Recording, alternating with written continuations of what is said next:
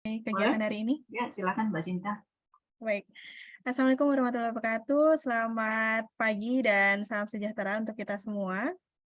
Yang terhormat Ibu Dekan Fakultas Sains dan Teknologi, Ibu Dr. Subekti Nurwati, MSI, yang kami hormati alumni PWK UT yang akan menjadi narasumber hari ini, Mas Wahyu dan juga Mas Riko, yang kami hormati juga Bapak Ibu dosen yang sudah hadir pada kegiatan hari ini dan semua rekan-rekan alumni dan teman-teman mahasiswa yang turut hadir. Kami mengucapkan selamat datang pada kegiatan Bumi Tala, Bincang Alumni Lintas Angkatan dengan tema Jejak Alumni Menggapai Mimpi dan Tantangan Masa Depan Menjadi Planners.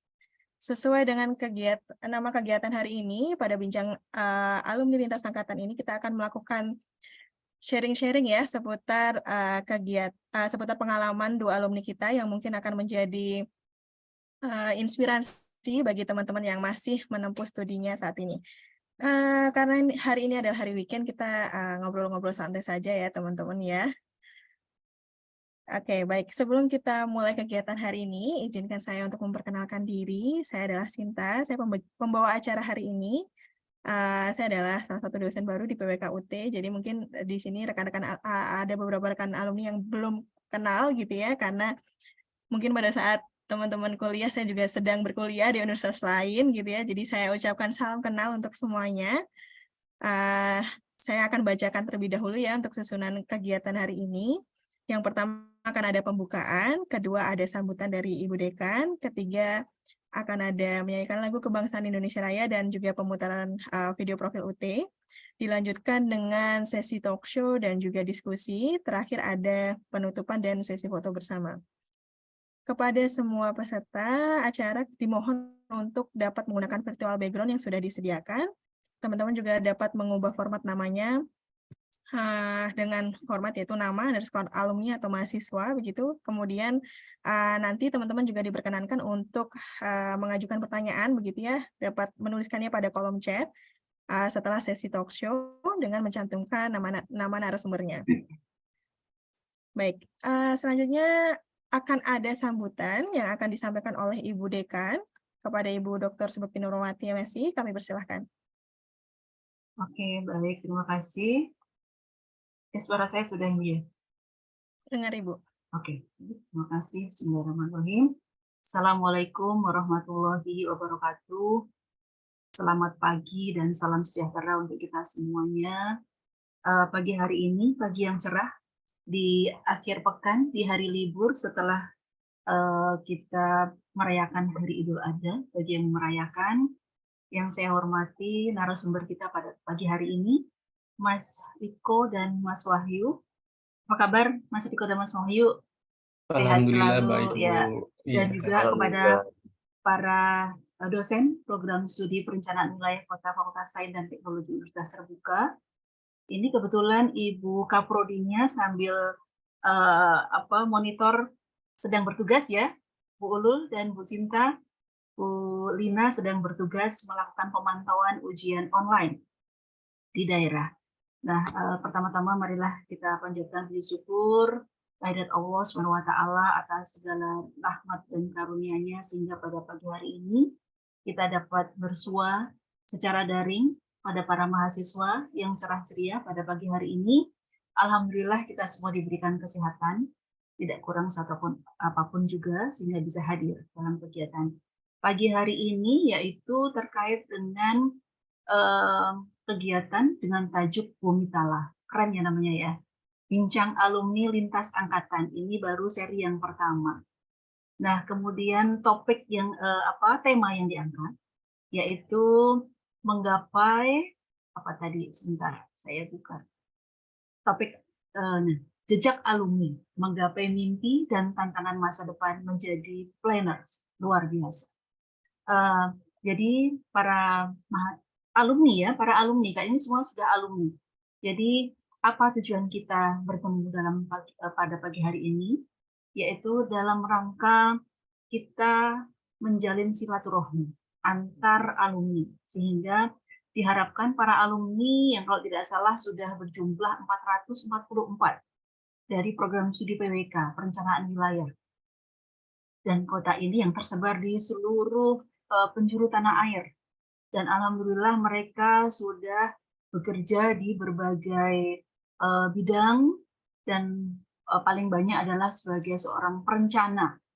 Walaupun juga ada yang artis juga ya kemarin, kalau tidak salah salah satu artis JKT48 yang juga alumni dari program studi PWK, Mbak Uti Bonita, dan sekarang yang bersangkutan menjadi salah satu ambasador di PLN, dan Mbak Uti alhamdulillah sebagai salah satu alumni yang menjadi corong bagi program studi untuk juga bisa menyuarakan terkait dengan program studi PWK dimanapun saja berada, karena Mbak Uti sebagai ambasador yang sering keliling ke seluruh penjuru tanah air, sehingga diharapkan menjadi salah satu agen yang bisa menginformasikan terkait dengan program studi PWK.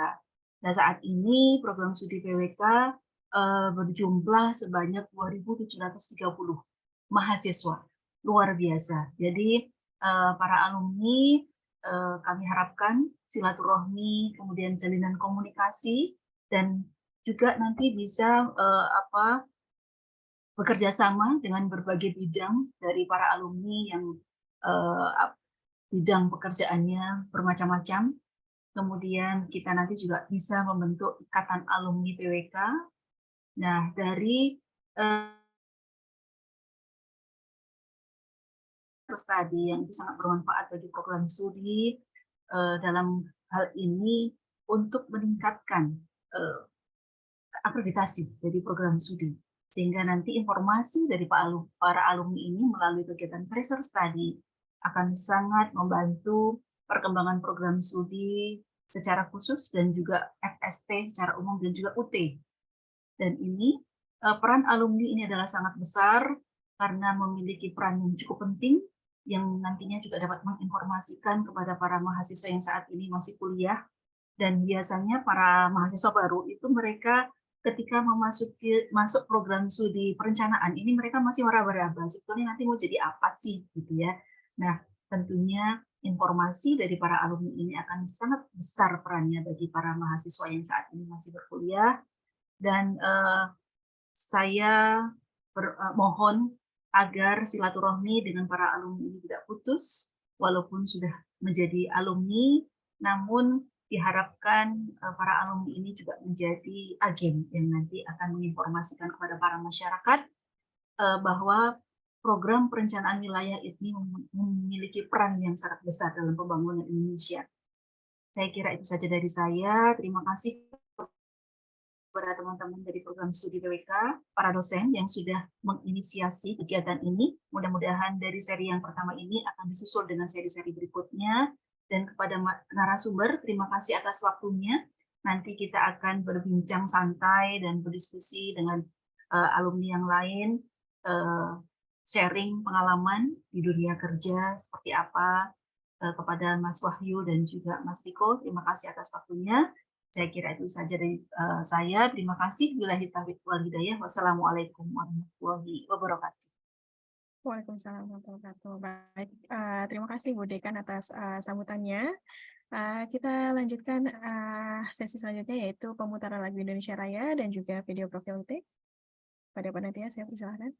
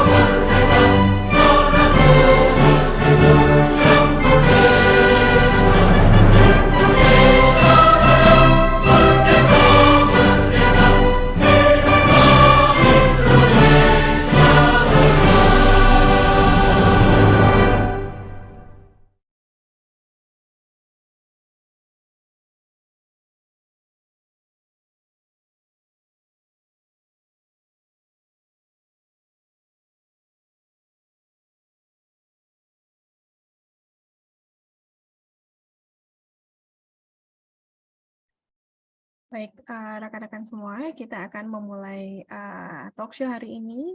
Telah hadir di sini Mas Riko dan juga Mas Wahyu. Sebelum kita mulai kegiatan sharing-sharingnya ya, perkenan saya untuk membacakan kurikulum vitae-nya terlebih dahulu. Mungkin bisa ditampilkan untuk kurikulum vitae-nya. Baik, Mas Riko Saputra. Nah, Mas Riko Saputra ini lahir di Jakarta 21 Maret 1992. Pendidikan terakhir beliau adalah S1 PWK UT ya. Beliau memulai kuliahnya di tahun 2016 dan lulus di tahun 2021. Untuk pengalaman kerja sendiri sebelum Pak Riko ini masuk pada S1 PWK UT ya, beliau sempat bekerja pada PT Frisian Flag Indonesia. Kemudian dari tahun 2010 sampai 2021 sampai lulus Pak Riko ini bekerja di kantor unit penyelenggara pelabuhan Manggar, Kementerian Perhubungan. Dan setelah lulus, hingga saat ini Pak Riko bekerja di Sekretariat Direktorat Jenderal Perhubungan Laut Kementerian Perhubungan. Kemudian untuk Pak Wahyu, nah Pak Wahyu ini lahir di Jakarta 11 Desember 1994. Pendidikan beliau di S1 PWK-UT dimulai tahun ini lulusnya ya tahun 2017 ya. Masuk di 2013. Untuk pengalaman kerja sendiri, Pak Wahyu mulai bekerja pada tahun 2018 ya di PT Lion Superindo. Kemudian beliau melanjutkan pada kantor pertanahan ya, Kementerian Agraria dan Tata Ruang. Dan hingga saat ini beliau bekerja sebagai land analyst di Kementerian Agraria dan Tata Ruang. Untuk prestasi, nah ini Pak Wahyu ini banyak sekali prestasinya ya. Salah satunya adalah beliau sebagai penerima beasiswa bidik misi, kemudian beliau pernah menjadi 10 finalis terbaik pada kompetisi esai kewirausahaan nasional, kemudian beliau juga pernah menjadi best speaker di Asian Global Change Forum di Universitas Indonesia, kemudian pernah menjadi Best of Solution for Nations ISEI Pemuda Mendunia, kemudian meraih Best of Project Idea Sriwijaya International Leaders Forum. Dan Pak Wahyu ini juga pernah menjadi presenter di salah satu seminar ya di Universitas Terbuka. Baik, selamat pagi Mas Wahyu dan Mas Riko. Apa kabar? Sehat, Pak? Selamat Alhamdulillah pagi. baik pagi sehat. Oke. Saat ini sedang sibuk apa Mas Wahyu, Mas Riko? Siapa dulu? Mas Wahyu dulu. Iya, Mas Wahyu Ya, aja dulu. silakan. Ya, izin ya Ibu ya. Untuk saat ini saya sibuknya mungkin bekerja Bu, tapi alhamdulillah kemarin ada seleksi LPDP dan lulus, dan mungkin kemungkinan tahun ini juga mau lanjut S2 Bu. Wah, keren sekali. Di mana Pak lanjut S2-nya? Kemarin saya nunggu LOE sih dari UGM, kemungkinan dalam waktu dekat ini lah Bu, dalam bulan Juli ini insya Allah. Oke, baik. Berarti akan melanjutkan di MPKD ya? MPWK, Oh, PWK. Oke, baik. Baik, oke. Kalau Pak Riko bagaimana? Saya kok jadi tadi manggilnya Pak ya? Mas Riko gimana? Nggak apa-apa. Saya sibuk bekerja juga Mbak. Rencananya juga sama kayak Mas Wahyu nih, pengen lanjut ke S2. Tapi karena di kantor itu kan rata-rata S2-nya itu transportasi yang beasiswanya ya. Rencananya nanti ada di Trisakti sama di UGM, lagi nunggu waktunya aja sih. Baik. Mungkin, Karena mungkin dari Kementerian Perhubungan ya Mas ya, jadi betul, arahnya ke transportasi ya. betul. Bisa juga itu loh Mas Riko, kalau Siap, Ibu. transportasi dia cari beasiswa ke luar negeri. Amin, Banyak, mudah-mudahan Ibu. keluar negeri banyak. Karena Siap, keponakan Ibu. saya baru lulus, baru wisuda kemarin. Siap, S2. Oke, semangat. Siap, Ibu. Baik, Mas Wahyu dan Mas Riko ini luar biasa ya. Mungkin untuk mengawali talk show hari ini kita akan flashback dulu ya Mas Riko dan Mas Wahyu ya. Mungkin pertama bisa diceritakan gitu ya, bagaimana sih awalnya kok bisa berkuliah di PWK UT begitu ya. Mungkin dari Mas Riko terlebih dahulu. Ya, terima kasih Bu Sinta dan Ibu pimpinan lainnya, dosen-dosen lainnya. Kalau saya sendiri sih awalnya memang dulu ya dari lulus, dulu kan saya STM ya Mbak ya. Memang orang tua juga mengarahkan untuk kuliah, Tapi kan saya lihat perekonomian orang tua kan lumayan gitu ya. Jadi saya lebih memilih bekerja dulu dan alhamdulillah setelah lulus STM itu ngelamar-ngelamar diterima di Frisian Flag. Nah dari situ seling 2 bulan 3 bulan ada penerimaan CPNS, saya mencoba ikut. Alhamdulillah nggak taunya lulus gitu dan tidak tidak secara sengaja dalam arti pengen dilulusin gitu, malah nggak nyangka aja gitu. Tadinya nggak nyangka bakal lulus, ternyata lulus dan alhamdulillah ditempatkan yang cukup agak pelosok gitu ya di Belitung Timur di kampungnya Ahok waktu itu. Nah dari situ pimpinan saya juga mengarahkan baiknya untuk kuliah. Tapi sayanya belum ada niat kuliah karena pinginnya pindah dulu gitu ke Jakarta. Dan udah berjalan kurang lebih 4 tahun baru bisa ikut kuliah. Makanya agak terlambat gitu. Kalau Mas Wahyu kan sepertinya cepat gitu ya. Kalau saya tadinya karena pengen pindah dulu, ternyata malah kuliah dulu. Dan alhamdulillah sih, saya cari-cari karena di keterlibatan kerja itu kan ada hubungan dengan teknis gitu ya. Dan alhamdulillah di UT itu ternyata ada PWK yang ada keterkaitannya dengan pekerjaan lah, seperti pembangunan pelabuhan kan itu ada keterkaitannya juga dengan perencanaan RT/RW ya. Nah awalnya seperti itu sih Mbak, dari teman-teman juga mengarahkan udah kuliah aja di UT karena kan di Belitung itu kan nggak ada kampus ya, hanya adanya di UT dan ada juga di Bangkanya, cukup jauh gitu dan untuk biayanya bisa pulang pergi itu pesawat kan lumayan gitu setiap minggunya. Seperti itu sih Mbak. Oke, baik. Jadi awalnya Mas Riko ini kuliah dari dorongan pimpinan terlebih dahulu begitu ya. Iya, memang Kemudian setelah itu baru memikirkan, oke baiknya memang kuliah gitu ya. betul buat Kemudian karir. disesuaikan dengan tadi ya background pekerjaan begitu Ya, ya. Dan kebetulan memang lokasi yang terdekat dan biaya yang terjangkau itu ada di UT gitu ya, di UT, PWK UT. Baik. betul. Oke, baik. Kemudian untuk dari Mas Wahyu, bagaimana ceritanya awal mulanya kok bisa kuliah di PWK UT? Kalau Mas Oke, Wahyu ini kan sebelum kerja, pada saat kuliah kan tidak kerja ya. Jadi eh, izin Bu, sebenarnya sebelum lulus pun saya sebenarnya sudah bekerja gitu di oke beberapa baik. tempat. Oke, mungkin flashback di 10 tahun yang lalu kali ya Bu ya. Eh, izin untuk Ibu Nurmawati dan Ibu Sinta. Jadi pada tahun 2013 ketika saya lulus dari SMA Negeri 7 Kota Tangerang Selatan, waktu itu emang keluarga saya juga bukan keluarga yang dari punya gitu. Jadi ibu saya cuma seorang penjual sayur, bapak saya cuma seorang buruh gitu kan. Nah, ketika saya lulus ada dua persimpangan yang mungkin saya mau tekuni gitu, apakah saya harus melanjutkan pendidikan atau saya harus bekerja, karena memang ketika saya menempuh pendidikan tentunya tidak ada biaya gitu kan. Namun alhamdulillah pada dari SMA Negeri 7 dulu ditawarkan untuk program beasiswa bidik misi, salah satunya di Universitas Terbuka Program Studi Perencanaan Wilayah dan Kota pada tahun 2013 itu. Dan it's a good chance akhirnya saya ambil pada saat itu sambil saya juga bekerja, Bu. Jadi tahun 2013 saya sudah langsung bekerja juga di McDonald's. Jadi memang awal perjuangannya itu saya kuliah sambil bekerja juga gitu. Jadi memang di McDonald's ini saya sendiri banyak belajar gitu bahwa untuk bisa menempuh pendidikan ini tentunya sangat penting kita memerlukan pendidikan dalam hal untuk perkembangan karir gitu. Karena saya tidak ingin stagnan di McDonald's, akhirnya saya mencoba untuk mendapatkan pendidikan di Universitas Terbuka dan akhirnya memang selama perjalanan 4 tahun belakang ini itu memang banyak banget pengalaman-pengalaman seru, pengalaman-pengalaman yang luar biasa yang saya dapatkan tidak hanya dari kampus maupun dari kegiatan-kegiatan di luar kampus gitu. Dan akhirnya saya juga di tahun 2014 saya mencoba untuk mengajar bimbel waktu itu di Sekolah Internasional Stella Maris International School untuk Science the Cambridge seperti itu, dan itu sekitar 2 tahun sampai akhirnya sebelum saya lulus di tahun 2017 saya memutuskan untuk masuk ke PT Lion Superindo di bagian CSR-nya gitu.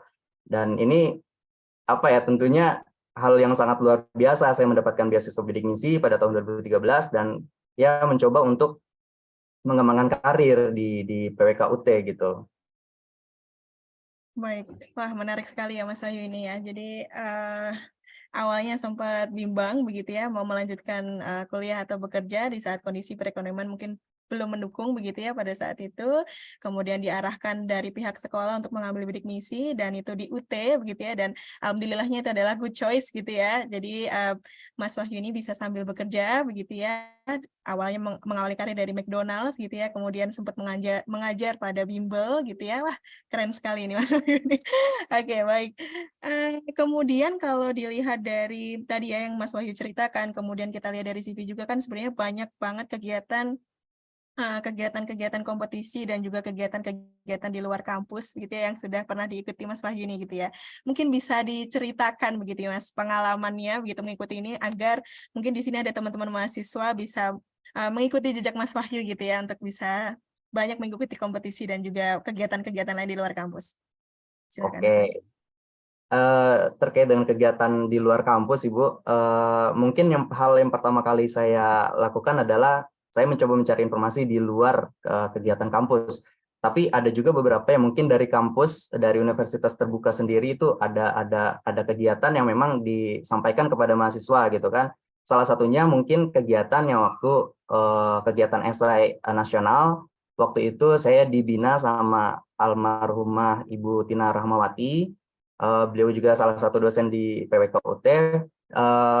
Beliau yang apa ya, mengencourage saya buat terus mengikuti kegiatan ini, bahwa saya bisa loh bersaing dengan berbagai universitas yang ada di Indonesia gitu. Dan memang kebetulan akhirnya karena menjadi finalis, saya diterbangkan ke Sulawesi Selatan waktu itu di Universitas Hasanuddin Makassar, bertemu dengan teman-teman dari universitas lain, dari UGM, UI gitu, di mana kita memang bertukar pendapat di situ. Memang dan kebetulan juga kita membangun forum namanya Permadani Diksi, dan hasil dari UT sendiri memberikan sumbangsi dalam penyusunan ADRT forum bidik misi tersebut. Mungkin sekarang namanya KIP kali ya, Kartu Indonesia Pintar gitu. Dan beberapa kegiatan lainnya saya ikuti adalah kegiatan Ekspedisi Nusantara Jaya. Di sini lebih kepada pemberdayaan masyarakat di daerah-daerah terluar. Misalnya tahun 2016 saya mencoba mengikuti ENJ ini. ENJ ini kan menjadi salah satu kegiatan yang dicanangkan oleh Kementerian Koordinator Maritim dan Investasi pada tahun itu, dan saya ditunjuk justru menjadi koordinator untuk keberangkatan Jakarta.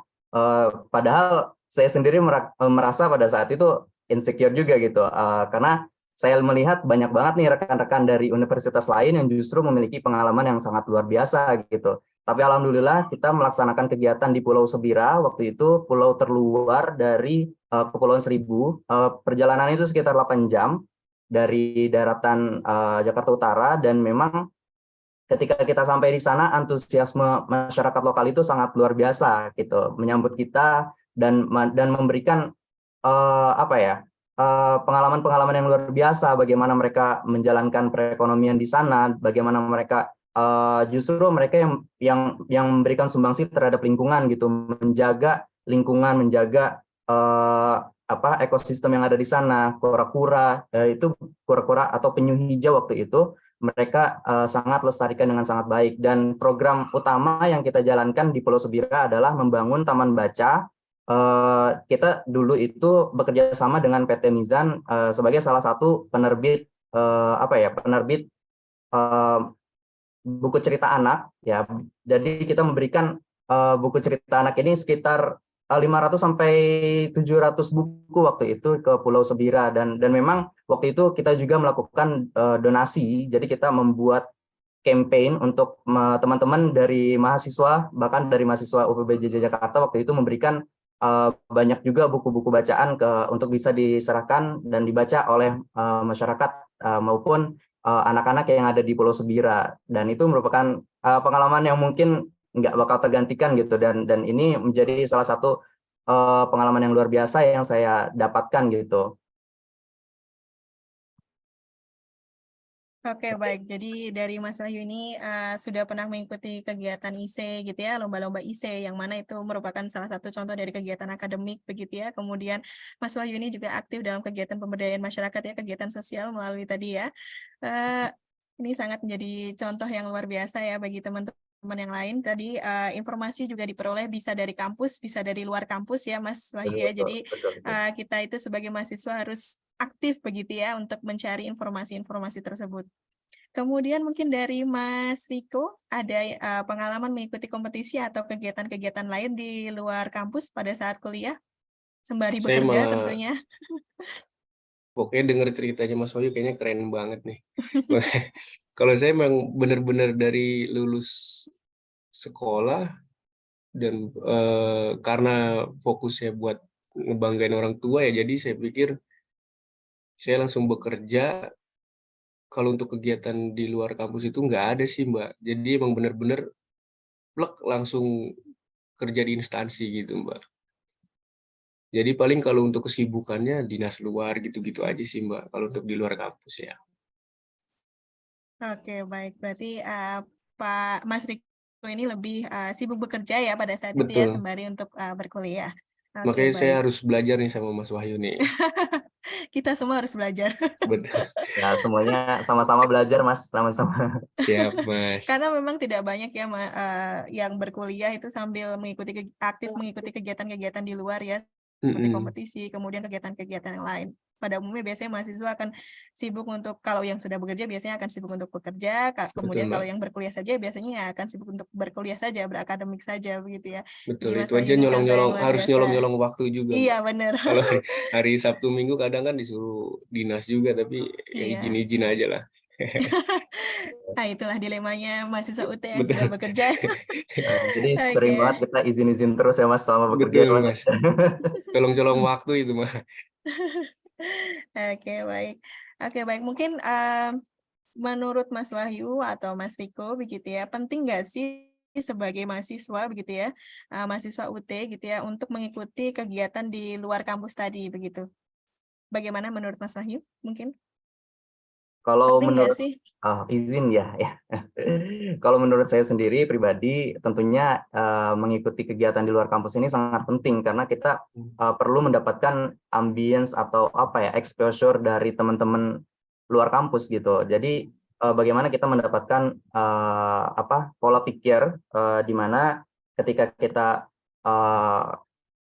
melakukan kegiatan atau kita mempersiapkan nih untuk kedepannya gitu kan, karena sejauh ini yang saya dapatkan adalah leadership untuk kegiatan terutama untuk bekerja itu sangat sangat dibutuhkan gitu, sangat meningkat juga dari kegiatan bertemu dengan teman-teman di luar kampus gitu. Dan saya rasa dengan adanya kegiatan di luar kampus ini juga bisa menambah skill atau pengalaman kita dalam meningkatkan kualitas pribadi diri kita juga gitu. Dan saya mencoba untuk terus belajar sih, sampai sekarang pun saya masih terus belajar juga kok, nggak akan ada terputusnya gitu, baik di luar kampus maupun di dalam lingkungan pekerjaan gitu. Baik, benar itu tadi ya Mas ya. Jadi ketika kita berkegiatan di luar kampus begitu ya, mengikuti kompetisi dan juga kegiatan yang lain, itu sedianya akan melatih soft skill dan juga leadership kita gitu ya. Mungkin yang kita tidak peroleh di dalam pembelajaran di kampus begitu ya Mas ya. Iya betul Ibu. Oke, baik.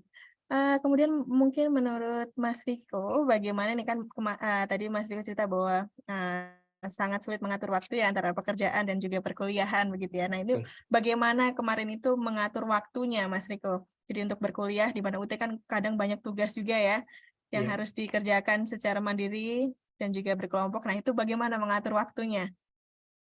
Iya, terima kasih, Mbak. Kalau saya sih seperti pada mahasiswa umumnya juga ya, Mbak ya. Untuk mengatur waktunya paling di saat ada selingan waktu yang senggang, dan kadang bahkan jika lagi dinas itu kita laptop aja kadang standby gitu. Maupun di bandara atau di mana itu kudu standby, apalagi kan namanya tugas kita kudu pantengin nih expire-nya batas waktu pengumpulan kapan. Nah, itu kalau kita telat itu kayaknya aduh nyesel banget deh sumpah nih. Makanya kita harus benar-benar mantengin itu tugas dan koordinasi dengan teman-teman yang seangkatan atau yang ada, kalau bisa kan ada grup gitu ya, itu harus tetap berjalan tuh koordinasi itu. Gitu sih, Mbak. Oke, baik. Berarti lebih melihat batas waktunya begitu ya, lebih Mm-mm, cermat dalam melihat batas waktu dan juga harus saling berkoordinasi antar teman begitu ya. betul. Baik. Kemudian pada saat mungkin melakukan perjalanan dinas begitu ya, atau mungkin pada hari Sabtu Minggu itu tidak libur begitu ya, bagaimana menyempatkan waktu untuk mengerjakan tugas, Mas Riko? Jadi di waktu-waktu kapan nih sempat mengerjakan tugasnya? Misalnya di pagi hari kah atau di malam hari kah atau seperti apa, Mas Riko? Lebih banyak di malam hari sih, Mbak. Lebih Kan begitu. memang suasana tenang gitu ya, sunyi, dan kebetulan keluarga udah pada istirahat, jadi kan kita bisa lebih fokus gitu. Oke. Kalau saya sih lebih banyak di malam hari, Mbak. Oke, baik. Jadi lebih banyak setelah bekerja begitu ya. Betul. Kemudian mungkin pernah nggak Mas Riko melewatkan mengumpulkan tugas begitu? Saya pernah waktu itu, tapi kebetulan itu sih bukan online ya, masih Hmm. TTM ya, Mbak ya. Itu masih bisa saya koordinasi dengan tutornya. Jadi saya minta waktu, dan dengan teman-teman ada beberapa yang belum mengumpulkan, dan alhamdulillah masih diberi kesempatan tuh, Mbak. Itu kalau kelewat itu, aduh kayaknya rasanya nyesel banget, sumpah. Pokoknya kalau kita nilai jelek 1 aja itu, waduh kecewa banget dah. Oke, baik Mas Riko. Berarti Mas Riko ini sempat mengalami TTM ya? Iya, Enggak. Oke. sempat mengalami TTM 2 semester kalau nggak salah di awal-awal. 2 semester. Oke, baik. Itu kan sulit banget ya di sana ya untuk mengumpulkan teman-teman ya. Kalau minimal itu kan 20 orang ya, Mbak ya. Mhm. Dan jadi kalau kita misalkan kurang kan mau nggak mau ada biaya tambahan untuk melengkapi dari kekurangan teman-teman itu.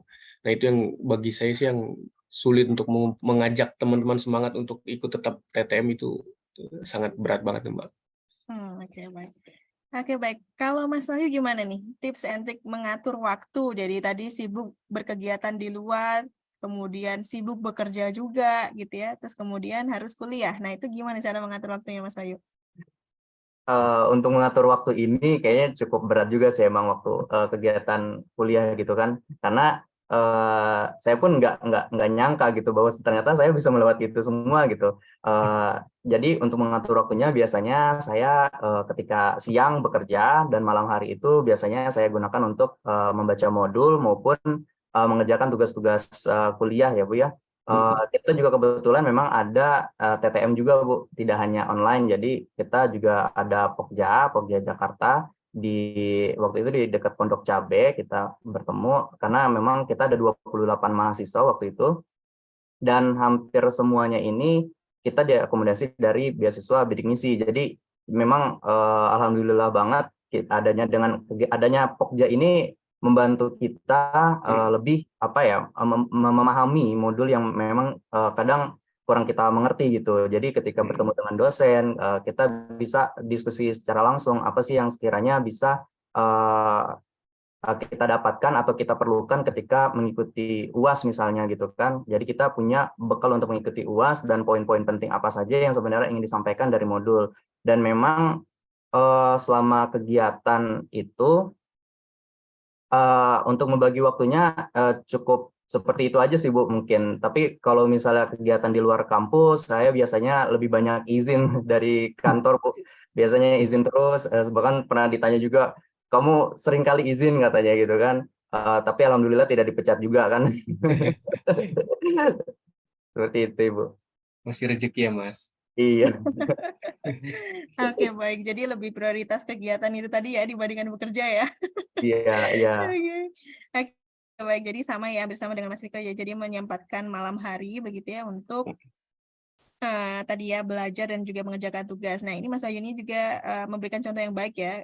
Jadi malam itu sebelum mengerjakan tugas disempatkan untuk membaca modul ya. Betul. Jadi banyak kan mahasiswa sekarang ini kan mengerjakan tugas tanpa membaca modul begitu ya. Padahal jawabannya ada di Ada di modul modul, begitu. betul Betul, Mbak. selama Itulah. uas banyak banget jawaban itu dari modul Ibu. Iya. Pasti keluar itu dari modul, pasti keluar. Iya, karena memang kita pembuat soal juga tidak boleh di luar dari modul begitu ya. Nggak boleh melenceng ya Mbak. Oke, baik. Oke, kemudian Nah, ini kita masih flashback ya, Mas Wahyu dan Mas Riko ya. Mungkin apa sih suka duka begitu ya menjadi mahasiswa UT begitu yang memiliki sistem pembelajaran berbeda dengan universitas konvensional. Mungkin dari Mas Riko dulu. Ya, terima kasih Mbak. Kalau untuk saya suka dukanya itu saya di sana itu kan sendiri gitu ya Mbak ya, sebatang kara. Dan dengan adanya UT ini jadi membuat saya banyak seperti menemukan keluarga gitu Mbak. Dari berbagai basic, ada yang kerjanya di PU, ada yang buka bengkel dan segala macam itu. Jadi saya rasanya tuh juga sampai sekarang pengen berkunjung kembali ke Belitung sana, dan alhamdulillah banyak teman-teman saya di sana dari kuliah ini. Dan di sana juga ada yang nelayan dan banyak deh Mbak. Pokoknya dari sana kalau untuk teman-teman ya. Kalau untuk dukanya ya di saat mau ujian ini kita terkadang kendala di modulnya Mbak. Nah itu kadang kita nggak punya modul. Ya keterbatasan untuk memiliki modul ini Mbak yang kita kadang sulit itu. Jadi kadang kita bertukar modul dengan teman-teman bergantian gitu Mbak pada saat ingin ujian. Itu pokoknya seru banget, kadang baca bareng pada saat malamnya, ayo kita kumpul di mana gitu kan, pada saat misalnya di kafe kita sambil baca dan bertukar-tukar modul. Kalau udah selesai tanya jawab, sambil tanya jawab. Yang lebih seru yaitu Mbak kalau bagi saya ya. Oke, baik. Menarik sekali ya. Jadi dengan berkuliah di UT ini, Mas Riko merasa menemukan keluarga baru Oh begitu ya, iya, dengan banyak background gitu ya, banyak betul. pengalaman baru begitu ya. Kemudian mungkin dukanya pada saat ujian harus bergantian untuk tadi ya belajar dari modul ya, itu asik Iya, juga sih. betul. Karena kan ada Itu yang juga, nggak punya gitu Mbak, kasihan kita iya. ngelihatnya kan. Maksudnya kita masuk bareng, kalau bisa selesai bareng Iya, gitu. benar banget Mas Betul. Riko. Tapi dulu di sana nggak ada fotokopi ya? Kalau dulu di saya pada saat kuliah memang juga nggak semua punya buku, jadi kita Iya. bergantian fotokopi untuk belajar bersama. Oke, baik. Kemudian dari Mas Wahyu mungkin apa suka dukanya berkuliah di UT? Sukanya itu mungkin lebih banyak ke ini ya Bu ya. Saya bisa bertemu dengan teman-teman Pokja gitu kan. Tidak hanya dari Pokja Jakarta, tapi kita juga pernah mengadakan kegiatan misalnya dengan Pokja Banten waktu itu, kegiatan untuk studi ekskursi. Kita mengunjungi fluid, reklamasi fluid, terus sama kegiatan waktu itu adalah mengunjungi beberapa universitas gitu, seperti Universitas Tarumanegara, Trisakti, sama Universitas Pakuan. Di situ kita banyak banget belajar tentang ArcGIS, tentang Hmm. perencanaan wilayah dan kota di situ gitu. Dan memang kegiatan selama kampus di UT ini tentu sukanya banyak juga gitu kan. Saya akhirnya bisa terbang naik pesawat pertama kali itu di tahun 2015 ke Universitas Hasanuddin. Itu pertama kali saya naik pesawat juga wow, amazing gitu kan. Ini jadi pengalaman yang sangat luar biasa menurut saya karena belum pernah sekalipun saya ikut menaik pesawat gitu kan. Sampai sukanya mungkin bertemu dengan teman-teman dari Pokja maupun dari luar kampus itu jadi salah satu hal yang bisa mengembangkan diri saya sendiri, termasuk juga dari teman-teman gitu kan. Mungkin kalau dari duka mungkin kegiatan studio Mbak. Iya. karena karena kan kita dari studio ini kita bekerja juga gitu kan. Jadi untuk mengatur waktunya ini cukup sulit gitu, apalagi zaman dulu itu belum ada Zoom, Betul. mungkin masih menggunakan Skype ya. Jadi kita benar-benar membagi waktunya itu jadi lebih banyak izinnya sih selama studio gitu kan. Bahkan kita sampai lembur-lembur mengerjakan studio perencanaan dan Iya. studio wilayah itu dulu sampai jam 4 pagi kita belum selesai gitu Mbak. Jadi kita benar-benar kurang tidur selama mengerjakan studio untuk bisa dipresentasikan bersama waktu itu. Dan memang kegiatan studio ini, tapi justru disitulah poin-poin inti dari PWK ini gitu. Studio ini yang justru menggemborkan kita agar supaya kita ini jadi tahan banting gitu selama untuk menghadapi dunia pekerjaan. Karena memang dari dunia pekerjaan sendiri yang saya rasa gitu kesinambungannya justru lebih banyak ke kegiatan studio itu gitu, terutama dalam penyusunan RT/RW dan kegiatan pertanahan lainnya gitu, Mbak. Oke, baik, Mas Wahyu. Menarik ya ini ya. Jadi ini bisa dicontoh juga ya teman-teman ya. Jadi bagi yang ingin bisa merasakan pergi dengan pesawat, coba mencari kegiatan-kegiatan kompetisi gitu ya, yang bisa nantinya difasilitasi oleh UT gitu ya, untuk menambah pengalaman dan skill baru begitu ya. Kemudian tadi juga jadi dengan belajar di UT, Mas Wahyu ini banyak memperluas jaringan pertemanannya ya, baik di dalam UT maupun di luar UT begitu. Kemudian dukanya adalah mata kuliah studio. Nah, ini memang sepertinya memang tidak hanya di UT saja ya, ini adalah sama saja begitu ya, untuk universitas konvensional memang tantangan terbesar ada di mata kuliah studio, ini sangat challenging, tapi dari mata kuliah studio ini kita belajar sangat banyak ya teman-teman ya, jadi kayak dari teamwork-nya, kemudian dari skill pribadi gitu ya, skill individu, misalnya kita mencari data, dalam kita bertemu dengan instansi pemerintah, itu kan sangat melatih skill komunikasi kita gitu ya.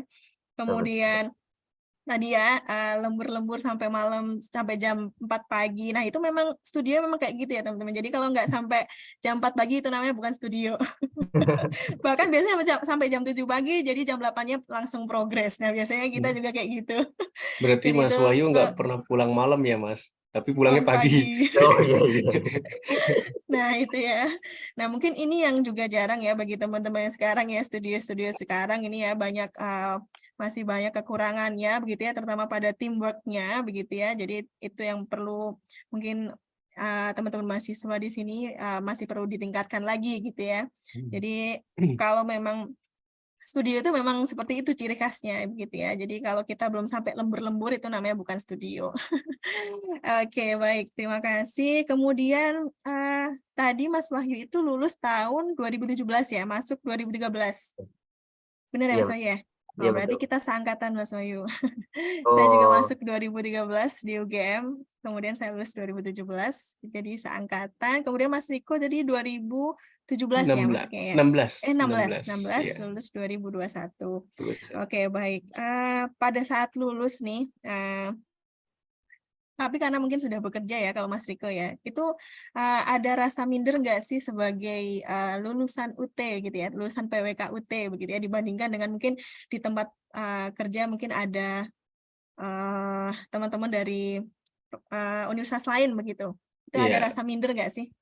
kalau Mungkin bisa minder diceritakan. sih nggak ada sih Mbak ya, malah saya ada rasa bangga gitu bahwa lulusan UT itu kan sebagai perencana gitu ya. Kalau menurut saya itu, kalau perencana itu, kalau di tempat saya itu bisa di mana aja gitu Mbak, fleksibel. Mau di teknis, mau di umum, di bagian perencanaan atau di teknis, itu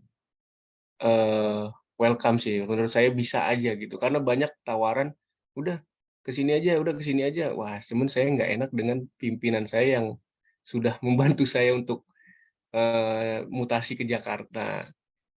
Saya cuma lagi nunggu momen gimana rasanya kalau memang nanti kalau pimpinan sudah ganti, nah itu baru saya nunggu momen itu. Kalau untuk minat pindah pasti ada Mbak, ke lebih yang harus keluar dari zona nyaman gitu Mbak. Kita harus lebih banyak belajar, apalagi PWK ini kan sangat luas ya, dengan teknologi terus berkembang, kita itu harus mengikuti terus gitu. Oke, baik. Jadi bangga ya sebagai alumni sekolah perencanaan begitu ya. Iya, dan Karena bisa alhamdulillah ditempatkan dimanapun. kemarin saya lihat juga di penerimaan CPNS ada juga Mbak penerimaan untuk PWK-nya di Kementerian Perhubungan. Iya, banyak ya kemarin itu. Mm-mm. Oke, baik. Kalau dari Mas Wahyu gimana nih? Ada rasa minder nggak? Sempat ada rasa minder nggak dalam bekerja? kalau dalam bekerja rasa minder itu mungkin pertama awal-awal ya ketika saya bekerja di bimbel gitu kan, karena saya harus Ya, meyakini untuk yang punya usaha gitu kan, yang punya usaha tempat bimbel itu saya harus meyakinkan bahwa saya memang bisa mengajar anak murid yang dari notabene dari sekolah internasional waktu itu, dari Stella Maris gitu kan, dan di situ kan harus dari bahasa Inggris maupun dari pemahaman terhadap sains juga perlu dipertajam gitu, dan ternyata Di situ awalnya minder, tapi ketika saya meyakinkan, oh ternyata bisa gitu, dan ternyata Universitas Buka ini bisa bersaing loh dengan Betul. teman-teman dari lainnya gitu kan. Dan mungkin minder ini persepsi kita aja Mbak gitu. Persepsi kita aja yang sebenarnya itu cuma ada di dalam pikiran kita gitu. Kalau misalnya kita terus terus mengasah diri kita, sepertinya saya rasa kita sama dengan universitas lainnya gitu, tidak ada bedanya gitu, karena tergantung pribadi masing-masing untuk mau terus berkembang atau enggak gitu. Baik, jadi balik lagi ke diri kita masing-masing ya. Jadi minder itu hanya pada stigma kita saja gitu ya. Jadi Betul. pikiran kita saja ya. Tapi kalau kitanya dengan sendirinya mau terus berkembang, pasti kita dapat bersaing dengan siapapun ya. Bagus sekali ini. Oke. Kemudian ini kebetulan kan Mas Wahyu sama Mas Riko ini kan pada saat lulus mendapat IPK cum laude ya. Nah, itu gimana tips and triknya? Tadi kan di saat bekerja susah mengatur waktu, kemudian tantangan studio seperti itu. Nah, ini bagaimana kok akhirnya bisa dapat IPK cum laude? Mas Riko masih di mute mungkin? Silakan Mas Riko. Ya, Mbak. Oh, kalau saya kebetulan nilainya pas-pasan sih, Mbak. Nggak cum laude. Mungkin kalau Mas Wahyu cum laude ya. Kalau saya yang penting kalau untuk teman-teman nih kita harus benar-benar tekun, semangat untuk belajar dan jangan sampai ada rasa sedikit malas. Karena saya sempat 2 kali tidak ikut semester nih, Mbak. Berturut-turut malah itu. Karena udah keenakan, ntar aja deh. Nah, itu yang bikin jadi hampir nggak mau lanjut gitu. Tapi dengan ngelihat keluarga, wah kayaknya nih harus tetap lanjut nih untuk karir ke depannya gitu. Oke, baik. Jadi lebih memotivasi diri ya, Mas ya, Betul, untuk selalu konsisten gitu ya dengan apa yang benar. dilakukan dan apa yang sudah dimulai begitu ya. Oke, baik. Kalau dari Mas Wahyu mungkin ada tips and trick? Mungkin tips and triknya ini sih Mbak, lebih fokus ke modul mungkin ya, karena ketika UAS sendiri ini kan lebih banyak mangkat dari modul gitu. Jadi mungkin di highlight untuk modul-modul poin-poin pentingnya, dan lalu kita baca terus gitu kan, nggak cuma sekali, tapi kita baca bisa 2 kali untuk bisa benar-benar paham sampai isi dari modul itu gitu. Dan termasuk juga karena kita ada TTM, saya lebih banyak juga berkomunikasi, maksudnya berdiskusi dengan dosen-dosen gitu kan, dengan dosen-dosen dari PWK, ke Pak Edi Rusdianto waktu itu, ke Pak Sumartono maupun ke Bapak Agus. Jadi banyak banget hal-hal yang mungkin saya dapatkan di luar dari modul itu gitu. Jadi banyak apa ya, pandangan-pandangan baru yang mungkin bisa diterapkan sehingga bisa mengikuti ujian UAS dengan baik gitu kan, dan termasuk juga menyelesaikan tugas-tugas setiap minggunya gitu. Oke, baik. Jadi lebih kuncinya ada pada modul begitu ya, dan aktif berkomunikasi atau aktif berdiskusi dengan dosennya begitu ya. Jadi mungkin teman-teman yang lain juga memiliki kesempatan yang sama ya, meskipun tidak tatap muka, tapi teman-teman bisa bertanya juga pada fitur diskusi ya, pada saat melaksanakan tuton misalnya seperti itu. Jadi selain menjawab pertanyaan diskusi, mungkin teman-teman bisa bertanya jika ada yang memang dirasa belum jelas begitu ya teman-teman ya. Baik, oke tadi kan kita sudah flashback ya Mas Wahyu ya dan Mas Riko ya tentang pengalaman berkuliah di PWK UT. Nah sekarang kita beralih ke masa kini begitu ya. Mungkin bisa diceritakan lingkup pekerjaan yang saat ini sedang dikerjakan begitu ya, dan mungkin apa kaitannya dengan perkuliahan PWK yang sudah pernah dijalani di PWK UT. Mungkin dari Mas Riko, silakan. Ya, terima kasih, Mbak. Untuk sekarang ini saya udah kebetulan kan di kuliah juga sempat ada belajar ArcGIS ya. Jadi itu sangat membantu banget nih untuk sekarang saya itu kan mengolah data dan informasi terkait spasial transportasi. Itu seluruh Indonesia, seperti ada pelabuhan, terminal khusus, dan VTS, SROP, alur pelayaran, dan ada beberapa lagi gitu, Mbak. Dan di sana juga di selevel sekjennya sempat memberikan bimbingan teknis terkait pengaplikasian ArcGIS. Nah, alhamdulillah saya dapat kesempatan juga dan mendapatkan sertifikatnya, dan sampai sekarang masih dipercaya dengan pimpinan untuk sebagai PIC IGT Informasi Geospasial Transportasi, Mbak. Baik, jadi sangat relate ya dengan tadi ya penggunaan aplikasi ArcGIS ya, Mas Riko ya. Nah, ini juga mungkin bisa menjadi pembelajaran juga bagi teman-teman yang masih menjalankan perkuliahan ya. Kalau di kita kan sekarang ada yang namanya klinik ArcGIS ya, klinik SIG begitu ya. Nah, itu kan sebenarnya sudah banyak diikuti oleh teman-teman, tapi mungkin kurang maksimal dalam mengikuti klinik sehingga di dalam studio pun itu kurang teraplikasikan dengan baik. Padahal kemampuan kita dalam menggunakan ArcGIS ini sangat dipakai begitu ya di dalam dunia kerja ya Mas Riko ya. Jadi mungkin itu bisa menjadi catatan bagi teman-teman yang masih menempuh studinya di PWK UT. Betul, Mbak. Itu bisa Oke. dipakai di luar kerja juga lagi, Mbak. Iya, benar sekali. Benar sekali.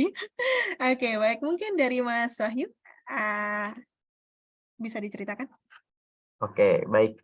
Mungkin saya baru masuk di dunia apa ya, PWK ini kan terutama untuk di sini di akhir-akhir zaman kuliah, Mbak, terutama untuk kegiatan-kegiatan studio gitu. Jadi mungkin agak terlambat juga untuk mendapatkan ArcGIS. Tapi selama dunia pekerjaan memang sangat dibutuhkan. Saya sendiri kan penempatannya di seksi penataan dan pemberdayaan. Dari penataan ini sendiri kita lebih banyak kegiatan yang berhubungan dengan penatagunaan tanah, di mana di situ ada kegiatan izin lokasi. Ya mungkin kalau misalnya Mas Riko membangun pelabuhan perlu izin juga Mas dari kantor pertanahan setempat gitu kan. Nah, itu biasanya kita yang mengeluarkan dokumen PKKPR, dan di situ juga banyak banget memerlukan pengaplikasian ArcGIS karena kita membuat 7 peta yang berbeda gitu kan, untuk mengoverlay hasil analisis apakah tanah tersebut sesuai atau tidak sesuai untuk dilakukan kegiatan gitu, pemanfaatan ruangnya, termasuk juga kita overlay dengan RT/RW maupun RDTR yang ada di kabupaten setempat gitu, terutama di Kabupaten Siak sendiri gitu kan. Nah, selain itu juga mungkin karena saya juga di penataan dan pemberdayaan. Nah, salah satunya pemberdayaan ini ada salah satu program strategis nasional, yaitu kegiatan redistribusi tanah dan kegiatan akses reforma agraria gitu. Redistribusi tanah ini kita mensertifikatkan objek-objek tanah reforma agraria, misalnya dari pelepasan kawasan hutan gitu kan, kita jadikan sertifikat yang dibagi-bagi nih gratis kepada masyarakat gitu kan. Nah, salah satu contohnya itu yang berhasil waktu itu di Desa Buatan 1 dan Desa Buatan 2, di mana kita memberikan sekitar 996 di Buatan 2 dan 355 sertifikat di Buatan 1 bagi masyarakat yang memang warga tempatan selama 20 tahun tinggal di situ tanpa dipungut biaya sepeser pun gitu. Dan ini kan perlu manajemen yang sangat kuat nih, dan ternyata PWK ini juga manajemennya juga perlu sangat tinggi gitu. Saya rasa dari PWK ini kita banyak banget memanajemen hal di sini, terutama untuk kegiatan yang berhubungan dengan redistribusi tanah itu. Lalu selain itu juga ada kegiatan afternya, yaitu akses reforma agraria.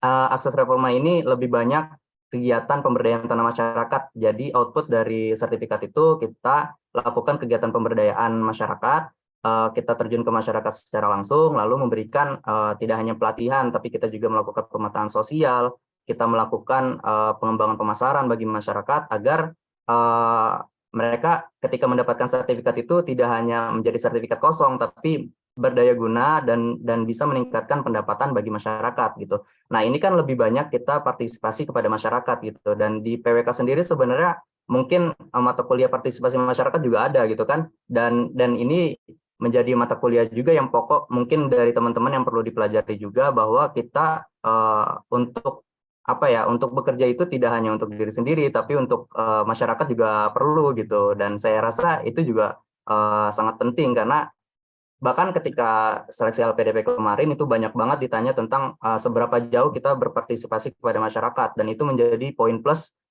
di PWK ini yang mungkin bisa menjadi tolak ukur gitu, apakah kita benar-benar siap untuk berkontribusi kepada negara gitu. Baik, wah, menarik ini ya.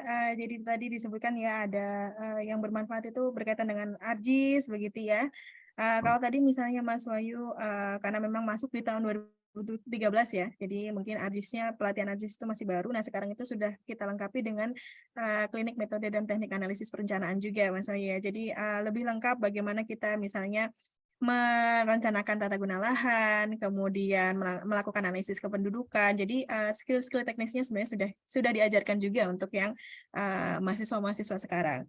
Kemudian tadi juga yang bermanfaat adalah ilmu manajerial. Jadi memang benar banget sih di PWK ini adalah ilmu manajerial ya. Jadi kita banyak belajar tentang banyak hal yang pada akhirnya kita menjadi komandonya begitu ya. Jadi kalau dari PWK jadi ada ahli penduduk, ada ahli transportasi, ada ahli tentang kebencanaan. Nah, kemudian kita yang akhirnya menjadi tim leadernya begitu ya kalau di dalam studio misalnya. Kemudian tadi yang selanjutnya ada berkaitan dengan ilmu partisipasi sosial ya. Jadi memang ada ya di kita ya. Jadi ada mata kuliah namanya pembangunan yang bertumbuh pada komunitas. Nah, itu kita belajar di situ begitu ya. Jadi dan itu nantinya akan bisa diperdalam juga kalau sekarang ada program MBKM ya. Jadi nanti di situ teman-teman mahasiswa bisa exercise gitu ya, membangun desa begitu ya. Jadi lebih terasah lagi bagaimana teknik berpartisipasi dalam masyarakat begitu ya yang tadi disebutkan oleh Mas Wahyu. Oke, baik. Terima kasih Mas Wahyu dan Mas Riko. Mungkin satu pertanyaan terakhir ya sebelum kita buka sesi diskusi.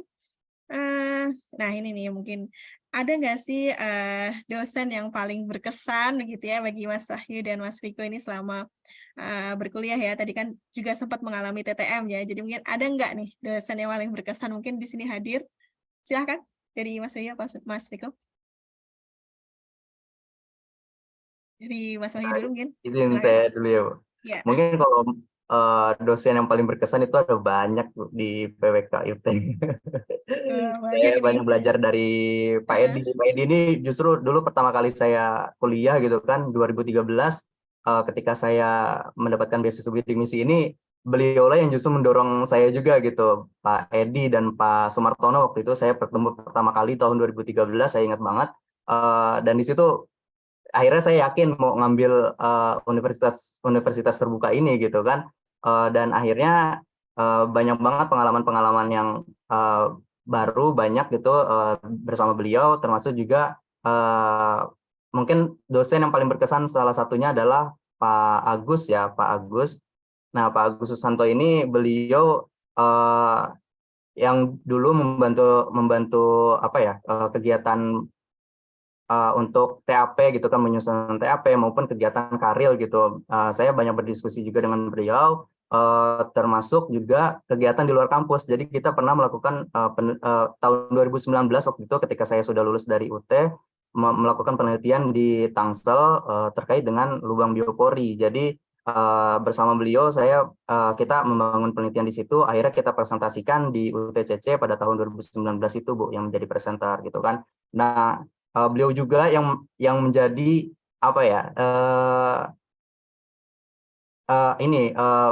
rekomendasi saya ketika LPDP gitu, karena kan saya membutuhkan surat rekomendasi dan beliau yang memberikan rekomendasi karena beliau yang tahu betul bagaimana perkembangan saya selama kuliah gitu. Dan terima kasih banyak mungkin untuk Pak Agus Susanto, Pak Edi Rusdianto, dan Pak Sumartono maupun dosen-dosen lainnya. Mungkin di sini ada Pak Aku juga, banyak banget kita diskusi tentang ARJIS maupun dosen-dosen yang baru. Mungkin dulu waktu itu zamannya masih Bu ini ya, Bu siapa?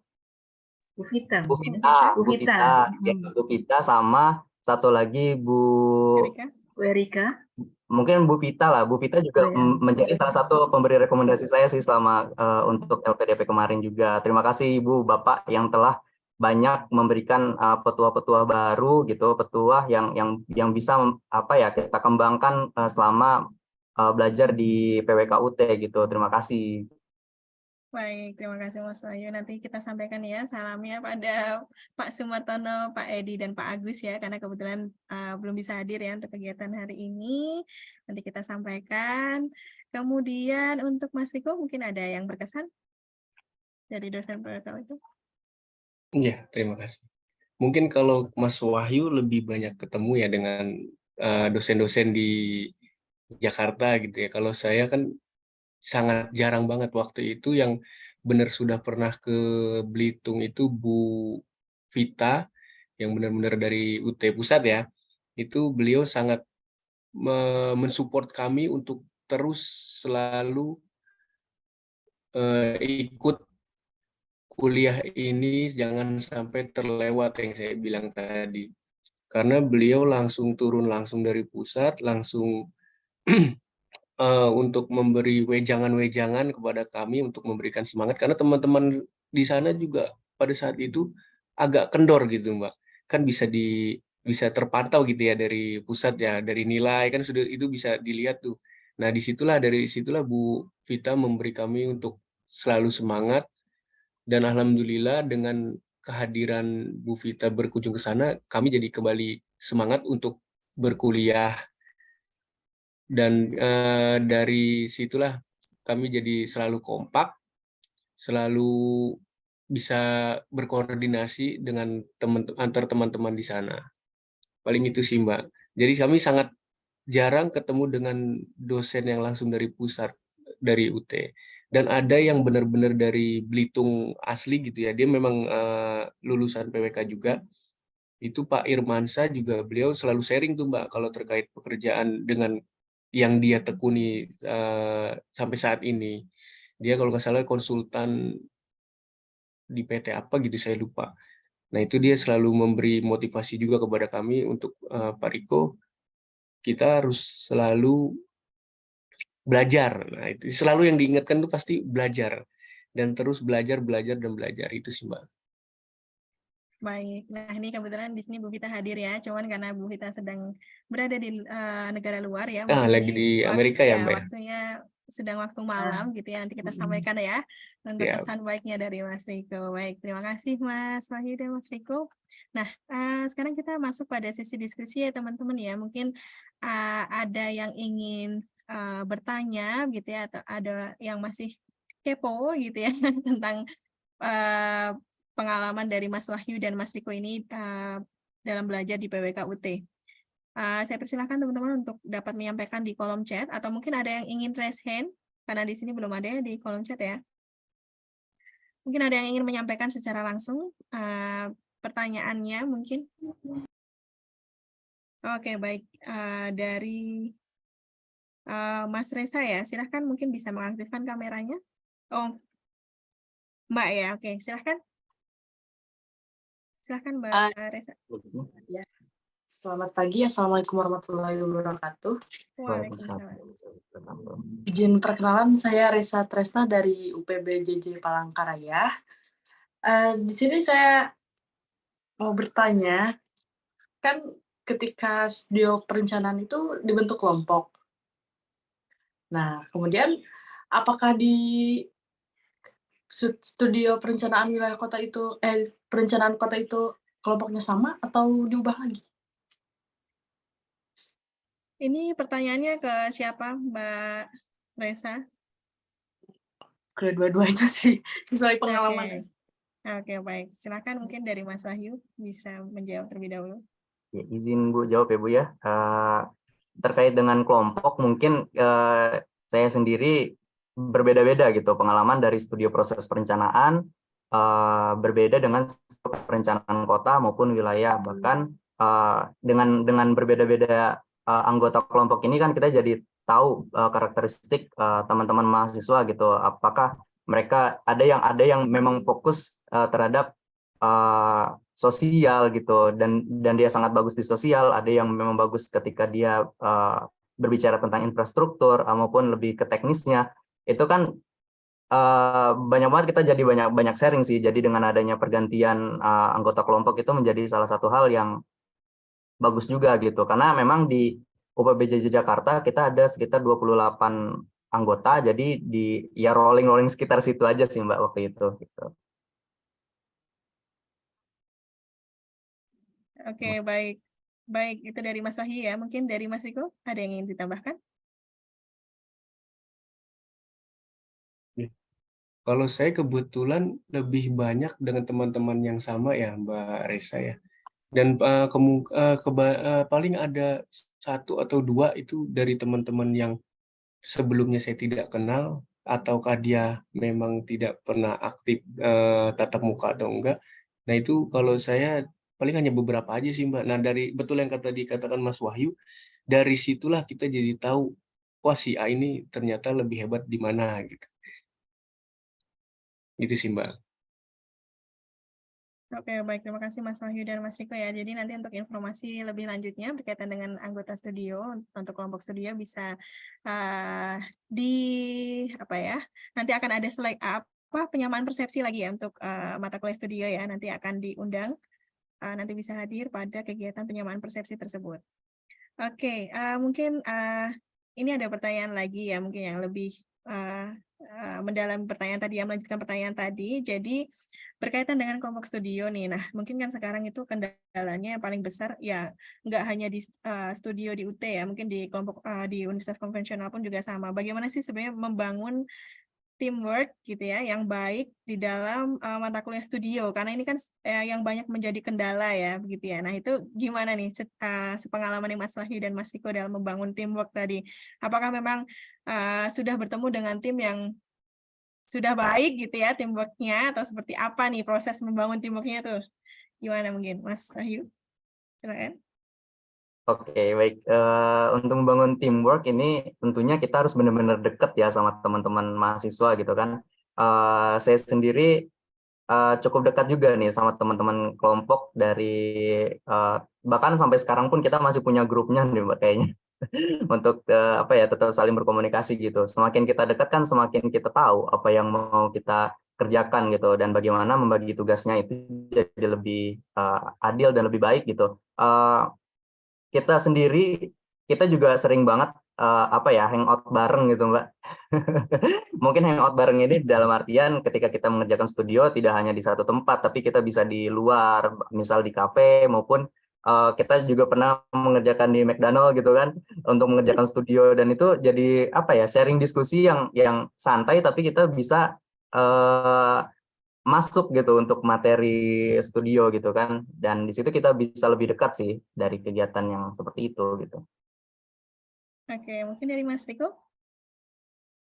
Kalau saya alhamdulillah karena temannya itu aja Mbak ya.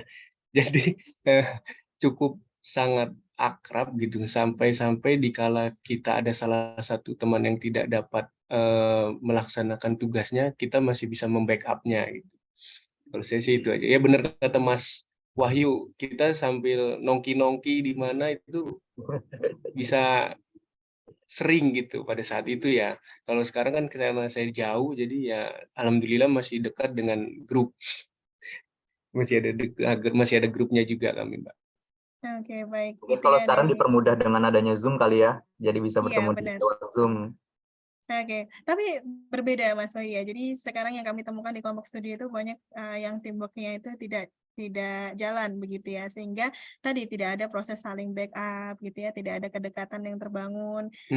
Jadi ketika misalnya ada satu yang misalnya mengundurkan diri atau bermasalah di tengah-tengah begitu ya, jadi kelompok lain juga tidak berupaya untuk membackup satu sama lain begitu ya. Jadi lebih pada individual masing-masing begitu. Nah, tadi ya memang benar. Jadi beberapa tips tadi ya. Pertama kita harus membangun kedekatan begitu ya dengan teman-teman satu kelompok begitu ya. Kalau memang tidak mau berkomunikasi ya bagaimana kita akan dekat begitu ya. Jadi kemudian juga sering-sering untuk keluar bareng gitu ya. Apalagi untuk yang domisilinya sama begitu ya. Karena sekarang kan ada kelompok studio yang memang daerahnya berbeda begitu ya. Jadi mungkin yang daerahnya sama itu bisa keluar bareng begitu ya. Jadi benar ya. Jadi kayak sampai yang tidak urusan studio pun kita bisa keluar bareng gitu ya kalau memang kita sudah dekat dengan kelompok studio tadi. Jadi itu ada beberapa tips untuk membangun teamwork ya untuk teman-teman mahasiswa yang masih menempuh studinya. Oke, kemudian ini ada pertanyaan dari Mas Yogi ya. Mas Yogi ini di semester 6. Mas Yogi ini bilang bahwa sudah semester 6 tapi belum terlalu mendalami PWK, jadi ingin meminta saran terkait dengan hard skill yang harus didalami, terutama pada lingkungan pekerjaan nanti. Apa sih yang diperlukan hard skill-nya berkaitan dengan PWK ini gitu ya, di lingkungan pekerjaan seperti apa? Mas Wahyu, silakan. Oke, baik. Terkait dengan hal itu lebih banyak kita menggunakan RJ sih, mungkin hal pertama yang perlu kita dalami adalah ArcGIS. Meskipun itu cuma sebagian dasarnya aja, itu sudah cukup untuk bisa di dunia kerja ini memang sangat dibutuhkan, terutama untuk yang berhubungan dengan pekerjaan yang berhubungan dengan perencanaan gitu kan. Saya sendiri di kantor pertanahan memang menggunakan banyak sekali ArcGIS, dan bahkan teman-teman satu kantor ini jarang ada yang bisa ArcGIS gitu Mbak. Jadi perlu juga nih kita tingkatkan di ArcGIS, dan kalau teman-teman ada waktu mungkin bisa juga belajar AutoCAD. AutoCAD ini juga memang masih berkesinambungan sama ArcGIS gitu, dan ini bisa sangat dibutuhkan ketika di dunia pekerjaan gitu. Tapi selain itu juga yang tadi saya bilang, partisipasi masyarakat itu juga penting. Jadi kita perlu terjun ke masyarakat secara langsung gitu loh. Jadi nggak cuma melulu tentang kuliah, tapi kita juga bisa berbaur dengan komunitas yang ada di sekitar kita gitu. Oke, mungkin dari Mas Riko ada yang ingin ditambahkan? Iya, terima kasih Mbak. Iya benar yang dikatakan Mas Wahyu ya. Kalau untuk terkait skill, untuk memperdalam skill ya nggak jauh juga dari modul, kita harus menguasai dulu nih materinya nih. Dari situ kemungkinan kalau untuk ArcGIS-nya kan sebagai pendukung ya. Kalau saya perhatikan nih, sekarang nih lebih banyak menggunakan aplikasi ArcGIS Mbak, lebih banyak dalam arti untuk perencanaan ya.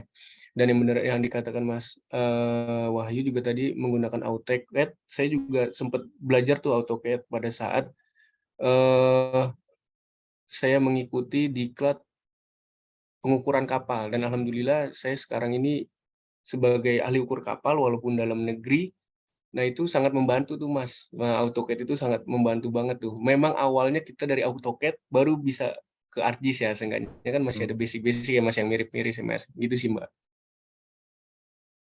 Oke, baik. Jadi itu ya beberapa hard skill yang perlu dipelajari berkaitan dengan PWK ya. Nah, jadi sebenarnya teman-teman ini kalau sebenarnya kalau menguasai studio begitu ya yang sudah dirancang di dalam kurikulum begitu ya, jadi studio perencanaan, kemudian studio proses, kemudian studio kota dan studio wilayah, itu sebenarnya teman-teman sudah menguasai intinya karena di situ sebenarnya sudah dilatih untuk implementasi hard skill-nya tadi ya, misalnya dalam melaksanakan analisis kependudukan, proyeksi penduduk, analisis berkaitan dengan transportasi, tata guna lahan, struktur dan pola seperti itu. Sebenarnya itu sudah diajarkan di dalam mata kuliah inti kita studio. Nah, jadi teman-teman itu di dalam mata kuliah studio memang harus menaruh effort yang lebih gitu ya dibandingkan dengan mata kuliah lain sebagai mata kuliah pendukung begitu ya.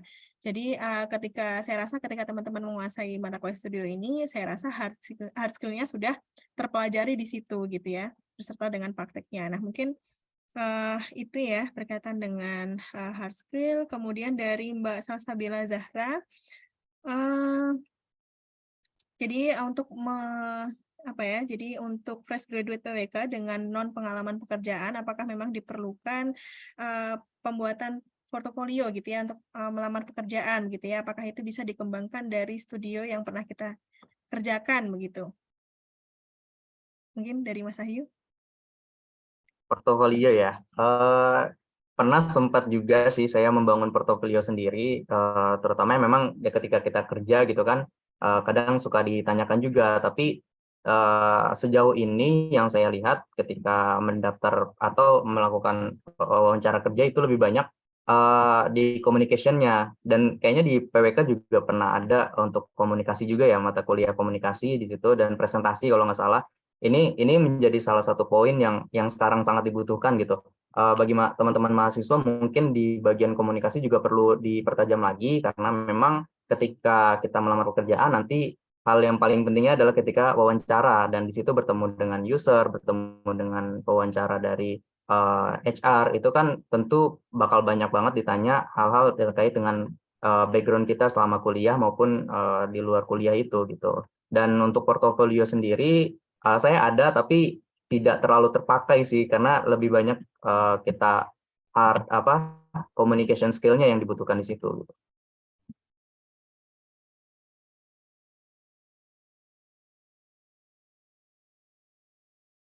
Mbak masih itu close mic. Oh sorry. Oke baik, untuk Mas Riko ada yang ingin ditambahkan? Ya, mungkin saya hanya menambahkan sedikit ya. Benar yang dikatakan Mas Wahyu nih. Di tempat saya juga bekerja itu lebih dominan sekarang tuh komunikasi. Public speaking tuh yang harus lebih kedepanin gitu ya Mbak ya. Karena saya awalnya juga kalau di depan kayak begini nih, masih grogi nih Mbak. Tapi dengan ada belajarnya yang tadi komunikasi itu, alhamdulillah masih ada bisa menguasai basic-basicnya gitu Mbak. Dan di kantor pun yang tadinya nggak pernah disuruh tampil, tiba-tiba ini di depan eselon 2 kadang kita disuruh tampil gitu. Nah itu sangat penting banget tuh kalau untuk komunikasi yang baik ya. Bahkan saya kemarin juga sempat mengusulkan untuk diklat public speaking. Kebetulan di tempat saya itu kan di bagian organisasi dan humas. Jadi itu bagi saya buat teman-teman komunikasi yang sangat dibutuhkan untuk saat ini ya, karena kita sudah lihat di media sosial apa segala macam itu lagi viral banget, lagi hits banget. Jadi dimatangkanlah untuk presentasi sama komunikasinya itu. Baik, terima kasih Mas Wahyu dan Mas Riko. Jadi benar banget ya tadi kalau misalnya mau bikin portofolio boleh, kan memang Boleh. sudah diajarkan juga ya Ya. di dalam teknik presentasi dan komunikasi. Kemudian pada saat klinik mantap ya, klinik metode dan teknik analisis perencanaan itu juga sudah diajarkan bagaimana kita mendesain slide presentasi atau itu bisa dikembangkan lagi untuk membuat portofolio tadi ya sesuai dengan format yang diinginkan. Nah, kemudian untuk tadi ya yang di-highlight adalah pentingnya public speaking setelah kita bekerja. Nah, itu kan sebenarnya sudah dilatih juga ya dengan adanya studio tadi. Jadi ketika teman-teman melakukan ujian ya misalnya Vicon proposal atau Vicon laporan akhir itu sebenarnya ajang bagi teman-teman untuk melatih public speaking-nya begitu ya. Jadi ketika ada giliran untuk presentasi jangan kemudian menyuruh temannya untuk presentasi, tapi gunakanlah ajang itu untuk berlatih atau melatih Benar, speaking, untuk kesempatan public speaking-nya. Iya, benar. Karena itu sangat berguna ya. Kemudian pada saat survei, itu kan sebenarnya juga kita berhubungan langsung dengan masyarakat, atau kemudian kita berhubungan langsung dengan pemerintah ya pada saat mencari data, begitu ya. Itu kan kita belajar untuk mengungkapkan apa sih yang kita inginkan, data apa yang ingin kita cari, itu kan sebenarnya sangat-sangat melatih ya. Sangat melatih public speaking, dan itu juga yang saya rasakan ketika kuliah di PWK. Jadi pada saat sebelum kuliah mungkin saya tidak terbiasa public speaking gitu ya, mungkin masih merasa malu-malu tadi seperti Mas Riko gitu ya. Tapi setelah berkuliah di PWK itu lebih mengasah ya, gitu ya. Mengasah. Karena ada praktiknya Sampai saat di ini dalam. aja saya kadang kalau mau minta data gitu Mbak, aduh gimana ya, kita harus benar-benar membangun hubungan baik dulu gitu. Karena Iya, kita benar kan sekali. sangat membutuhkan gitu, dan mereka itu kan selaku produsen datanya gitu. Nah, itu komunikasi itu harus dijaga banget tuh. Nah, iya benar.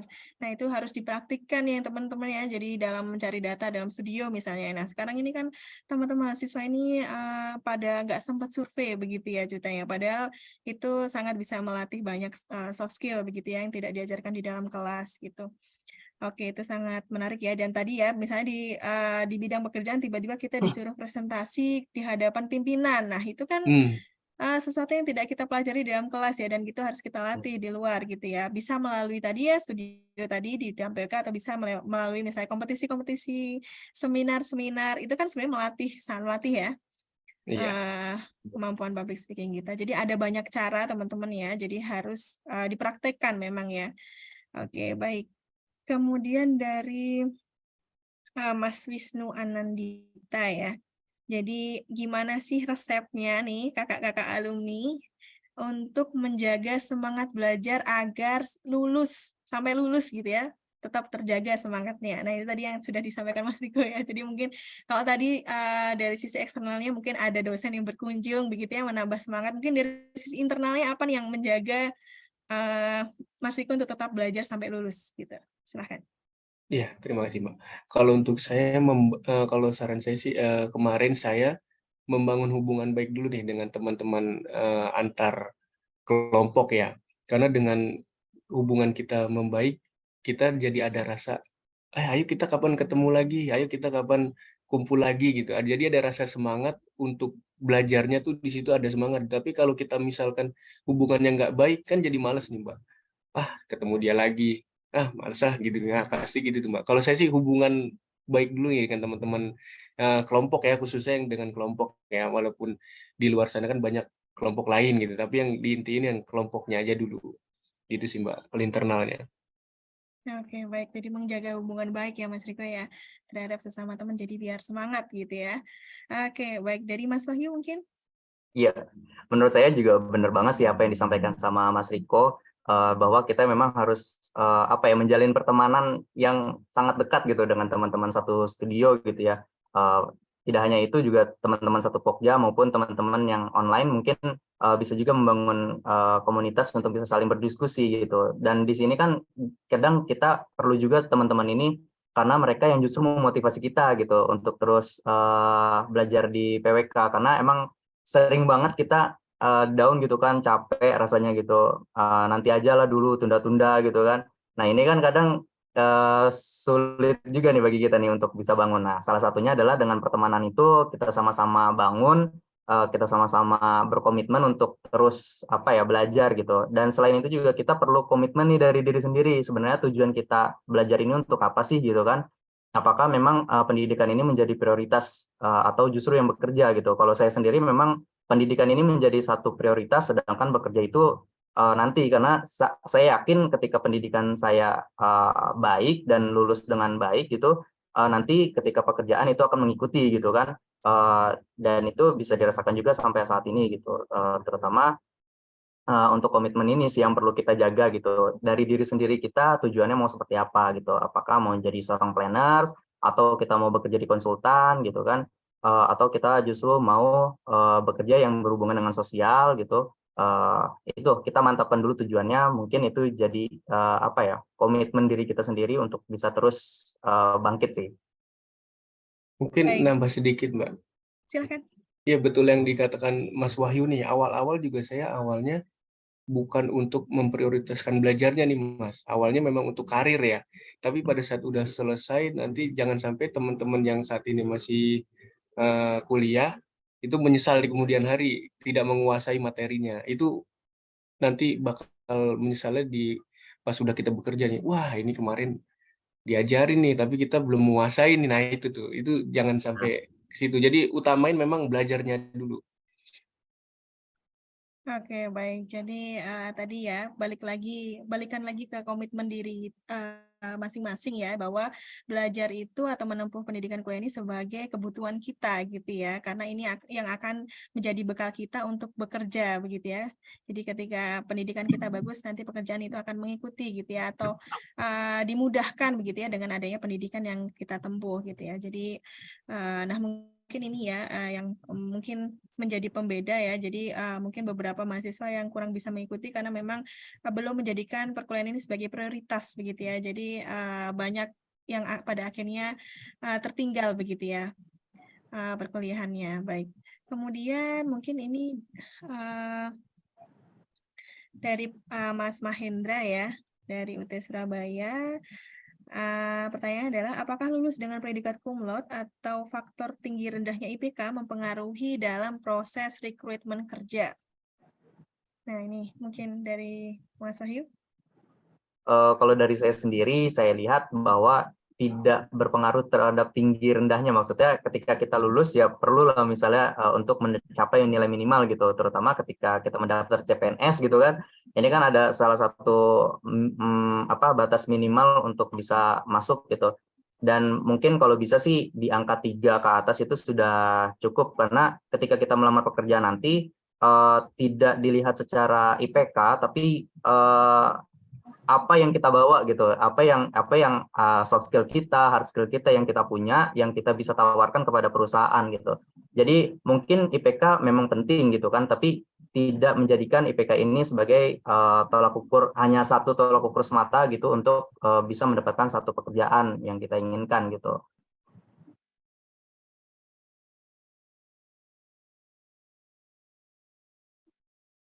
Oke, baik. Kalau dari Mas Riko? Ya. Kalau untuk nilai sendiri IPK itu kalau menurut saya kalau bisa memang 3 ya Mbak ya. Karena kan kalau untuk bagi yang belum bekerja nih pasti dari perusahaan kan, apalagi pemerintah ya, pemerintah tuh lebih melihat kan nilai ya Mas ya. Nah itu untuk kalau di swasta memang dia lebih ke skill yang diperhatikan. Tapi kita ini kan di Indonesia ya kalau saya lihat ini nilai dulu yang dilihat. Nah jadi kalau bisa memang nilai juga tinggi, tapi bisa dipertanggungjawabkan dengan nilai itu gitu, Mbak. Jangan Oke. tinggi, tau-taunya dari hasil nyontek. Nggak. Aduh, ya ini dari hasil joki ya.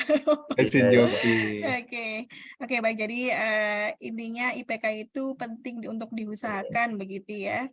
Dan juga yang jelas IPK tersebut harus bisa dipertanggungjawabkan dengan skill yang dikuasai tadi ya. Oke, baik.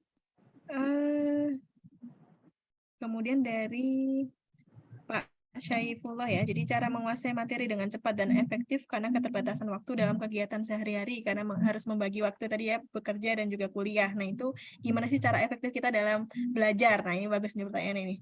Mungkin dari Mas Wahyu?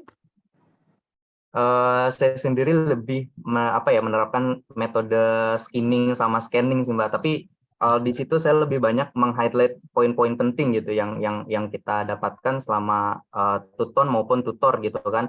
Nah ini kan perlu kita garis bawahi hal-hal yang penting apa saja yang mungkin nanti keluar gitu di UAS maupun ketika tugas-tugas. Nah kan sama melaksanakan tugas-tugas itu kita bakal tahu sebenarnya materi yang ingin disampaikan dari program PWK ini sebenarnya apa gitu, dan dari situ banyak juga sih materi-materi yang saya input ke dalam pikiran saya untuk bisa terus dipelajari gitu, dan kuncinya adalah di highlight sih, mungkin di highlight poin-poin penting yang ada di modul gitu Mbak. Oke, baik. Jadi dalam membaca itu kita highlight ya, dan kemudian kita kita resapi gitu ya, kita pahami untuk highlight-highlight penting dalam modul itu ya. Kemudian dari Mas Riko mungkin ada yang ingin ditambahkan? Ya, kalau saya benar yang dikatakan Mas Wahyu nih, kita harus meng-highlight dulu. Dan kalau saya lebih mudah mempraktekkan gitu, lebih mudah menangkap pada saat mempraktekkan nih Mas. Kan kadang kita online suka ada dikirim video ya Mas ya. Nah itu dengan setelah membaca, setelah nonton video, baru kita dengan mudah memahami. Kalau saya lebih mudah memahaminya itu dari gambaran atau nonton videonya gitu. Oke, baik. Jadi disesuaikan dengan itu ya, lebih disesuaikan dengan tipe belajarnya ya. Ada orang yang memang lebih gampang belajar dengan tadi ya membaca, cukup ada yang bisa membaca, ada yang melihat perlu dan mendengar ya. mempraktekannya hasil dari praktek gitu. Jadi silahkan mungkin teman-teman harus melihat pada dirinya masing-masing tipe belajarnya lebih seperti apa begitu ya. Jadi mungkin itu nanti bisa disesuaikan kembali dengan cara belajarnya. Oke, baik. Kemudian, nah ini ada dari Pak Aku Hadanta ya, menitipkan pertanyaan nih buat teman-teman nih. Jadi, apa sih mimpi Mas Wahyu dan Mas Riko ini, mimpi sebagai planners ke masa depan gitu ya, dan apa yang kemudian Mas Wahyu dan Mas Riko persiapkan untuk mewujudkan mimpi tersebut? Apa nih mimpi terbesarnya sebagai planner? Apakah memang cukup dari pekerjaan sekarang ini atau ada mimpi besar lain nih? Silakan Mas Wahyu. Iya. Kalau mimpi besar tentu ada Mbak, kita punya namanya jangka menengah, jangka panjang gitu kan, dan saya pun masih bermimpi sampai saat ini, saya ingin menjadi salah satu pemangku kepentingan yang mungkin karena kita kan Kementerian ATR BPN ini sifatnya vertikal gitu, dan saat ini saya masih di daerah dan melaksanakan apa yang diperintahkan dari pusat gitu, dan saya ingin mencoba untuk menjadi salah satu pembuat kebijakan sih Mbak, karena saya rasa sendiri di daerah ini banyak banget hal-hal yang masih kurang, yang belum tersentuh oleh pusat gitu, sehingga masih banyak yang perlu dibuat kebijakannya dan diatur bagaimana sih terutama saat penatagunaan tanah gitu kan, masih banyak nih miss antara DPM PTSP, karena dari sistem OSS ini kita sudah melakukan secara tiga kementerian sekaligus, yaitu DPM PTSP, dari PU dan dari ATR BPN sendiri di situ, dan di sini kan kerjasamanya perlu gitu, tapi di sini kadang suka masih miss gitu. Selain itu juga kegiatan akses reforma di sini masih banyak kita belum menggandeng pemerintah daerah maupun pihak-pihak perusahaan yang memiliki CSR gitu, dan saya ingin menjadi pemangku kepentingan yang lebih mengkonsernkan atau menekankan di bagian hal itu gitu. Oke, baik. Jadi sangat PWK sekali ya Mas Wahyu. Jadi ada jangka menengah, ada jangka panjangnya begitu ya. Seperti RPJM dan RPJP ini. Oke, baik. Semoga dapat terwujud ya Mas Wahyu ya untuk cita-cita ke depannya. Oke, baik. Untuk Mas Riko mungkin apa mimpi terbesarnya sebagai planner? saya sih nggak muluk-muluk ya Mbak, bener yang tadi katakan Mas Wahyu tuh, dengan ide dan gagasan kita terpakai dengan negara ini aja kita udah kayaknya wah banget gitu. Apalagi kayak saya ini kan lebih untuk konektivitas transportasi laut gitu Mbak ya. Nah itu saya lihat kayak seperti tol laut itu kan sudah berjalan tuh, idenya yang menurut saya lumayan keren. Nah seperti itulah yang kebijakan-kebijakan itulah saya khususnya kayak saya gitu nggak muluk-muluk, pengen ngasih ide dan gagasan bener-bener wah boleh nih, bagus nih, dan hasilnya tuh maksimal banget. Kayak sekarang tol laut itu, alhamdulillah saya dengar di Papua saja harga-harga sembako udah mulai stabil gitu, Mbak. Kalau saya sih itu sih, Mbak. Oke, baik. Jadi ingin berkontribusi untuk itu ya, mengusulkan kebijakan yang bermanfaat begitu ya, dan dapat digunakan gitu ya, dapat diaplikasikan. Baik, terima kasih Mas Riko. Semoga terwujud juga ya nanti di masa yang akan datang, kita lihat nanti di berita ya kalau ada namanya Mas Riko. Amin. Oke, Amin. baik. Kayaknya Mas Wahyu dulu nih yang masuk. Ya, Barengan sebenarnya juga sama. boleh loh. Oh, Oke, baik. Mungkin dari Pak Eko Prasetyo ya. Jadi mungkin apa nih kiat-kiatnya begitu ya untuk bisa lanjut ke S2 begitu ya dari mahasiswa PWKUT. Silahkan Pak Wahyu.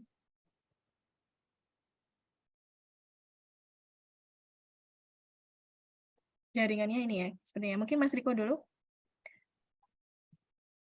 Jadi apa yang mungkin bisa apa persiapan yang perlu dilakukan gitu ya sebelum akhirnya kita melanjutkan S2? Ya, kalau saya untuk ke depannya S2 ya mungkin untuk saat ini masih harus terus belajar ya. Dan untuk teman-teman yang memang masih kuliah, yang ditanamkan itu harus ada berperilaku baik dan ulet. Nah ini yang sangat penting ini kejujuran nih Mbak. Saya di mana-mana alhamdulillah dengan kejujuran itulah kita bisa dipercaya dengan pimpinan ya. Dari mulai saya bekerja di pabrik dulu di Frisian Flag. Nah itu walaupun saya masih baru, kadang masih suka dibawa ke sana, ke sini, ke land sana, land sini, dan sampai sekarang seperti itu tuh Mbak.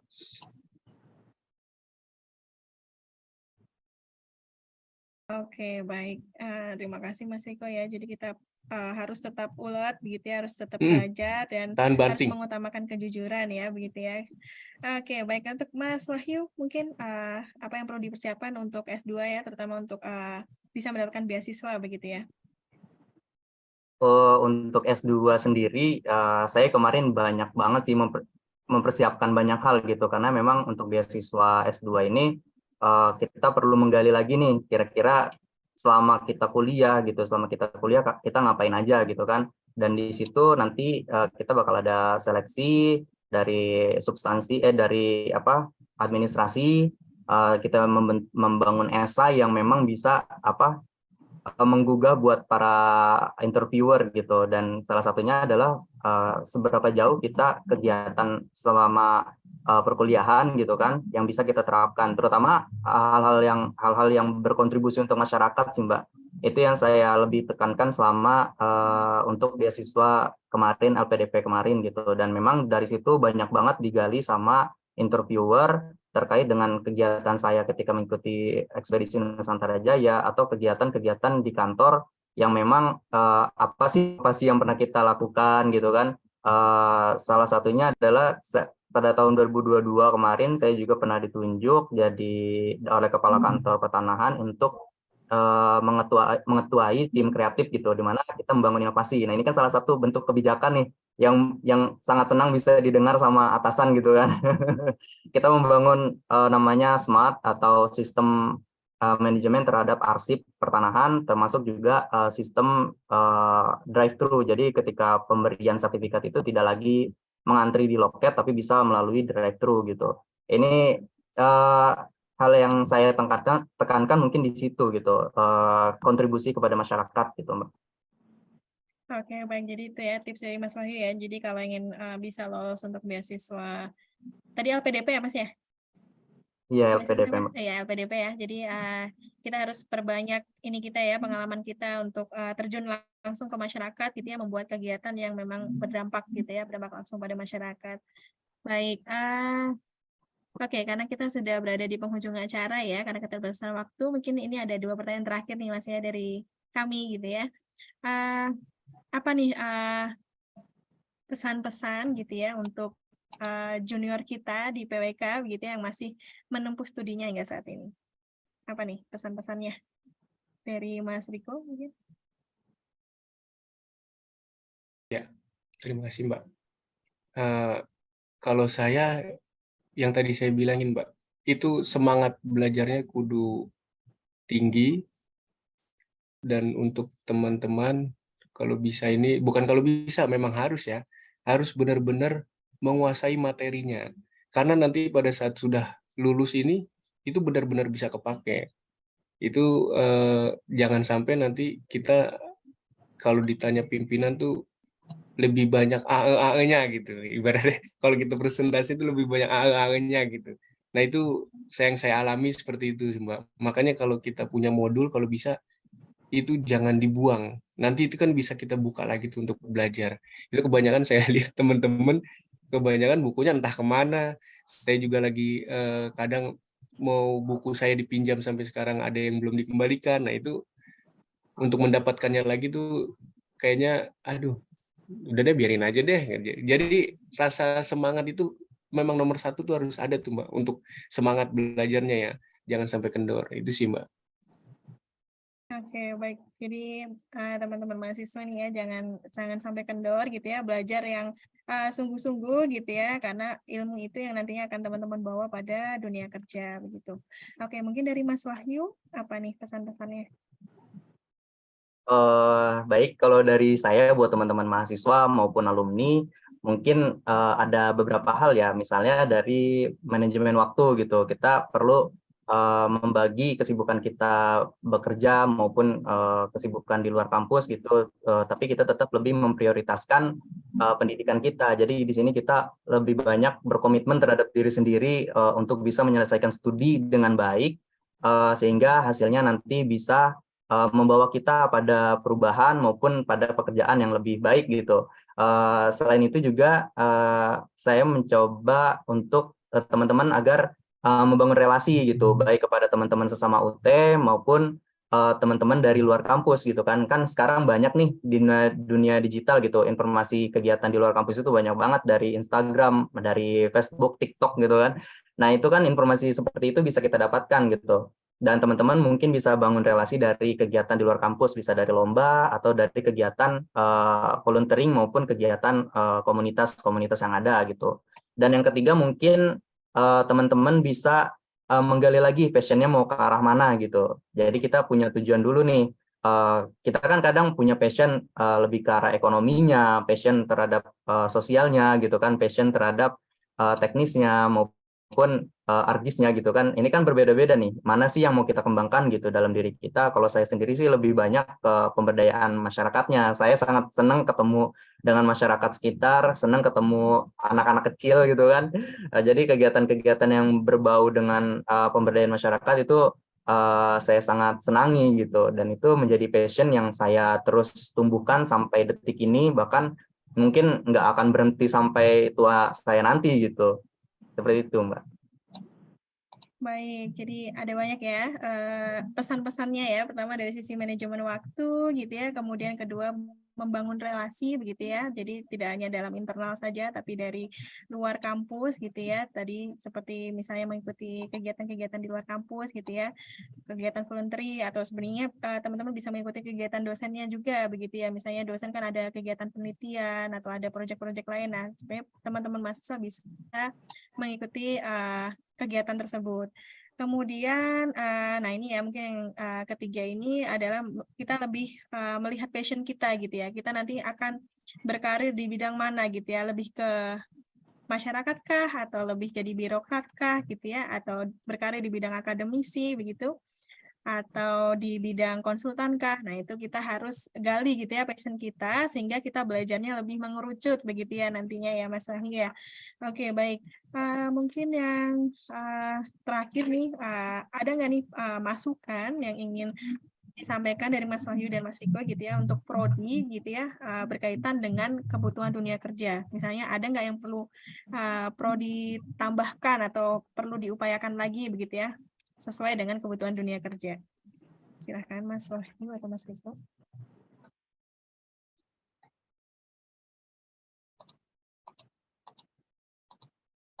Silakan Mas Wahyu. Oke. Mungkin kalau dari saya sendiri yang perlu dikembangkan ini ya, itu kan sudah ada klinik ARJIS. Mungkin klinik ARJIS-nya ditingkatkan lagi agar teman-teman tidak hanya mempelajari dasarnya tapi bisa sampai tahap lanjut gitu. Dan sekarang ini lebih banyak penggunaan drone sih Mbak selama kegiatan pertanahan, dan mungkin teman-teman yang ada passion di dunia drone bisa belajar di situ gitu. Selain itu yang mungkin bisa ditingkatkan dari PWK UT adalah mungkin untuk kegiatan studio ya Mbak, karena studio ini kan jadi hal yang sangat penting gitu untuk dunia kerja kita nanti gitu kan. Nah, selama kegiatan studio kalau bisa ditekankan kepada teman-teman masyarakat, teman-teman mahasiswa agar kalau bisa sih teman-teman satu studio ini memang satu domisili gitu, karena ketika jauh domisili ini cukup sulit juga gitu kan untuk berkomunikasi, bahkan yang jauh ini kadang suka tidak mendapat ilmunya gitu untuk bisa memahami studio gitu. Anggap saja seperti studio wilayah gitu kan, ketika studio wilayah ini kan cakupannya cukup besar satu kabupaten gitu. Nah, di sini teman-teman yang dari luar daerah mungkin akan kesulitan bisa belajar hal yang sama gitu. Dan kalau bisa ya mungkin ada teman-teman mahasiswa yang satu domisili bisa membentuk satu kelompok gitu. Seperti itu. Oke, baik. Terima kasih Mas Wahyu ya. Jadi tadi ya berkaitan dengan klinik ARJIS, jadi ada yang klinik advance-nya gitu ya. Jadi yang tidak hanya mempelajari yang dasar begitu ya, kemudian skill menggunakan drone misalnya begitu ya, kemudian peningkatan studio ya, jadi kelompoknya lebih satu domisili begitu ya jika bisa gitu. Oke, baik. Dari Mas Riko mungkin ada yang ditambahkan? Ya, mungkin sama kali ya dengan Mas Wahyu ya. Itu untuk ARJIS-nya mungkin kepada teman-teman agar lebih lagi dimatangkan, karena itu nantinya pada saat dunia kerja itu sangat terpakai banget. Itu kalau untuk PWK banget senjatanya lah, itu udah senjatanya banget tuh untuk ARJIS. Dan untuk terkait yang tadi studio, kalau bisa di setiap kegiatan studio tuh ada langsung kunjungan atau pembimbingan langsung dari UT Pusat, biar lebih terkontrol nih teman-teman dan terarah ini gimana sih untuk studio PWK itu yang lebih cakep gitu, yang lebih mantap gitu sih Mbak. Baik, terima kasih Mas Riko ya dan Mas Wahyu untuk masukan-masukannya. Nanti akan kita tampung untuk kita perbaiki lagi prodi PWKUT menjadi lebih baik. Oke, baik. Terima kasih banyak atas waktu dan sharing pengalamannya ya Mas Riko dan Mas Wahyu. Semoga dapat menjadi inspirasi bagi teman-teman mahasiswa semuanya. Sebagai rasa terima kasih kami akan ada penyerahan sertifikat ya yang akan diserahkan oleh Ibu Dekan. Mungkin dari panitia. Oke, Mbak Sinta, sebelum saya memberikan sertifikat kepada dua narasumber kita yang luar biasa, saya sedikit menggarisbawahi. Izin ya, Mbak Sinta ya. Terima kasih Mas Riko, Mas Wahyu atas sharingnya. Saya dari tadi terpana gitu loh. Biasanya saya kalau mengikuti pertemuan gini kadang-kadang suka saya sambil. Tapi kali ini saya stay tune terus.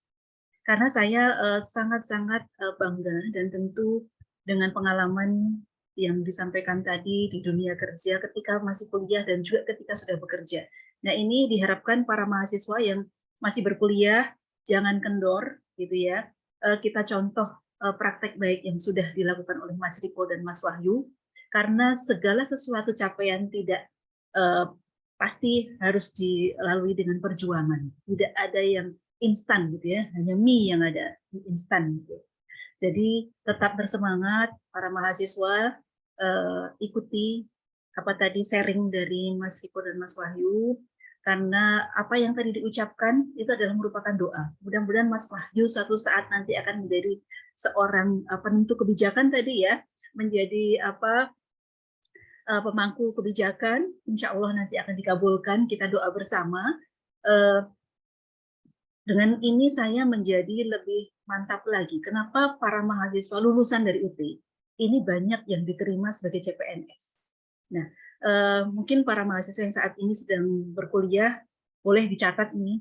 Jadi pada suatu kesempatan tahun 2019 kalau tidak salah ya UT mendapatkan rekor muri gitu karena dari 20.000 CPNS 9.000 hampir 10.000-nya itu dari UT, lulusan dari UT. Jadi inilah dengan sharing ini tadi kenapa para yang tadi rekruter gitu ya merasa yakin bahwa lulusan dari UT itu memiliki kemandirian yang lebih dibandingkan dari mahasiswa dari lulusan konvensional. Saya kira itu tidak diragukan lagi. Jadi tetap semangat semuanya para mahasiswa. Dan tadi yang untuk bertanya tentang beasiswa luar negeri mungkin nanti bisa japri ke saya, bisa dikasih nomor teleponnya Mbak Ulul. Dan tadi LPDP, jadi betul sekali bahwa track record, jadi portofolio. Jadi tadi yang disampaikan Mas Wahyu tadi kan banyak sekali ya, apa perannya ketika menjadi mahasiswa, ketika di dunia kerja kepada masyarakat. Nah itulah menjadi istilahnya penguat dari ketika wawancara di LPDP, karena itu juga dialami oleh lulusan dari program studi lain yang lolos LPDP karena mereka memiliki track record yang luar biasa yang pada saat itu barangkali tidak disadari bahwa itu sebetulnya nanti akan mendongkrak ketika akan terjadi proses-proses wawancara yang seperti itu. Jadi silakan saja passionnya apa, yang mau tadi beasiswa silahkan ikuti berbagai perlombaan prestasi yang seringkali disampaikan oleh para dosen. Nah, itu akan memberikan peluang kepada para mahasiswa ketika menjadi pemenang di dalam lomba tingkat nasional, itu biasanya akan diberikan bebas SPP. Kalau itu berlanjut, biasanya sampai selesai itu nggak pernah bayar SPP, gitu ya, Mbak Ulul, Bu Ulul, dan Bu Sinta, Pak Ake. Jadi ini para dosen dari PWKI luar biasa, selalu berinovasi untuk memberikan nilai tambah bagi lulusan PWK, seperti Klinik Arji sudah dimulai, kami bekerja sama dengan PT Esri, juga dengan BIG yang ada di Cibinong gitu ya, dengan berbagai dunia usaha dan dunia industri, sehingga nanti diharapkan para mahasiswa lulusan dari PWK ini sebagai lulusan yang dapat dibanggakan dan berkualitas yang lebih dibandingkan dengan lulusan dari perguruan tinggi konvensional. Tetap semangat para mahasiswa, dan terima kasih kepada Mas Wahyu dan Mas Riko atas sharingnya.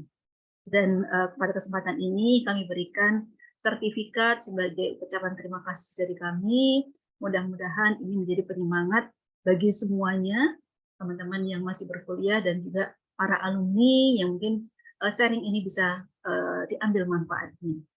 Kepada Mas Wahyu juga terima kasih. Mudah-mudahan nanti tidak bosan-bosan ya kalau ada kami mengundang untuk sharing lagi pada kesempatan yang lain. Terima kasih sekali lagi saya sampaikan kepada Mas Riko dan Mas Wahyu. Saya kembalikan ke MC. Baik, terima kasih Bu Dekan untuk sepatah dua patah katanya ya untuk merangkum kegiatan hari ini. Baik, sebelum kita tutup kegiatan hari ini, kita mungkin akan mendokumentasikan terlebih dahulu ya. Mungkin teman-teman bisa mengaktifkan kameranya.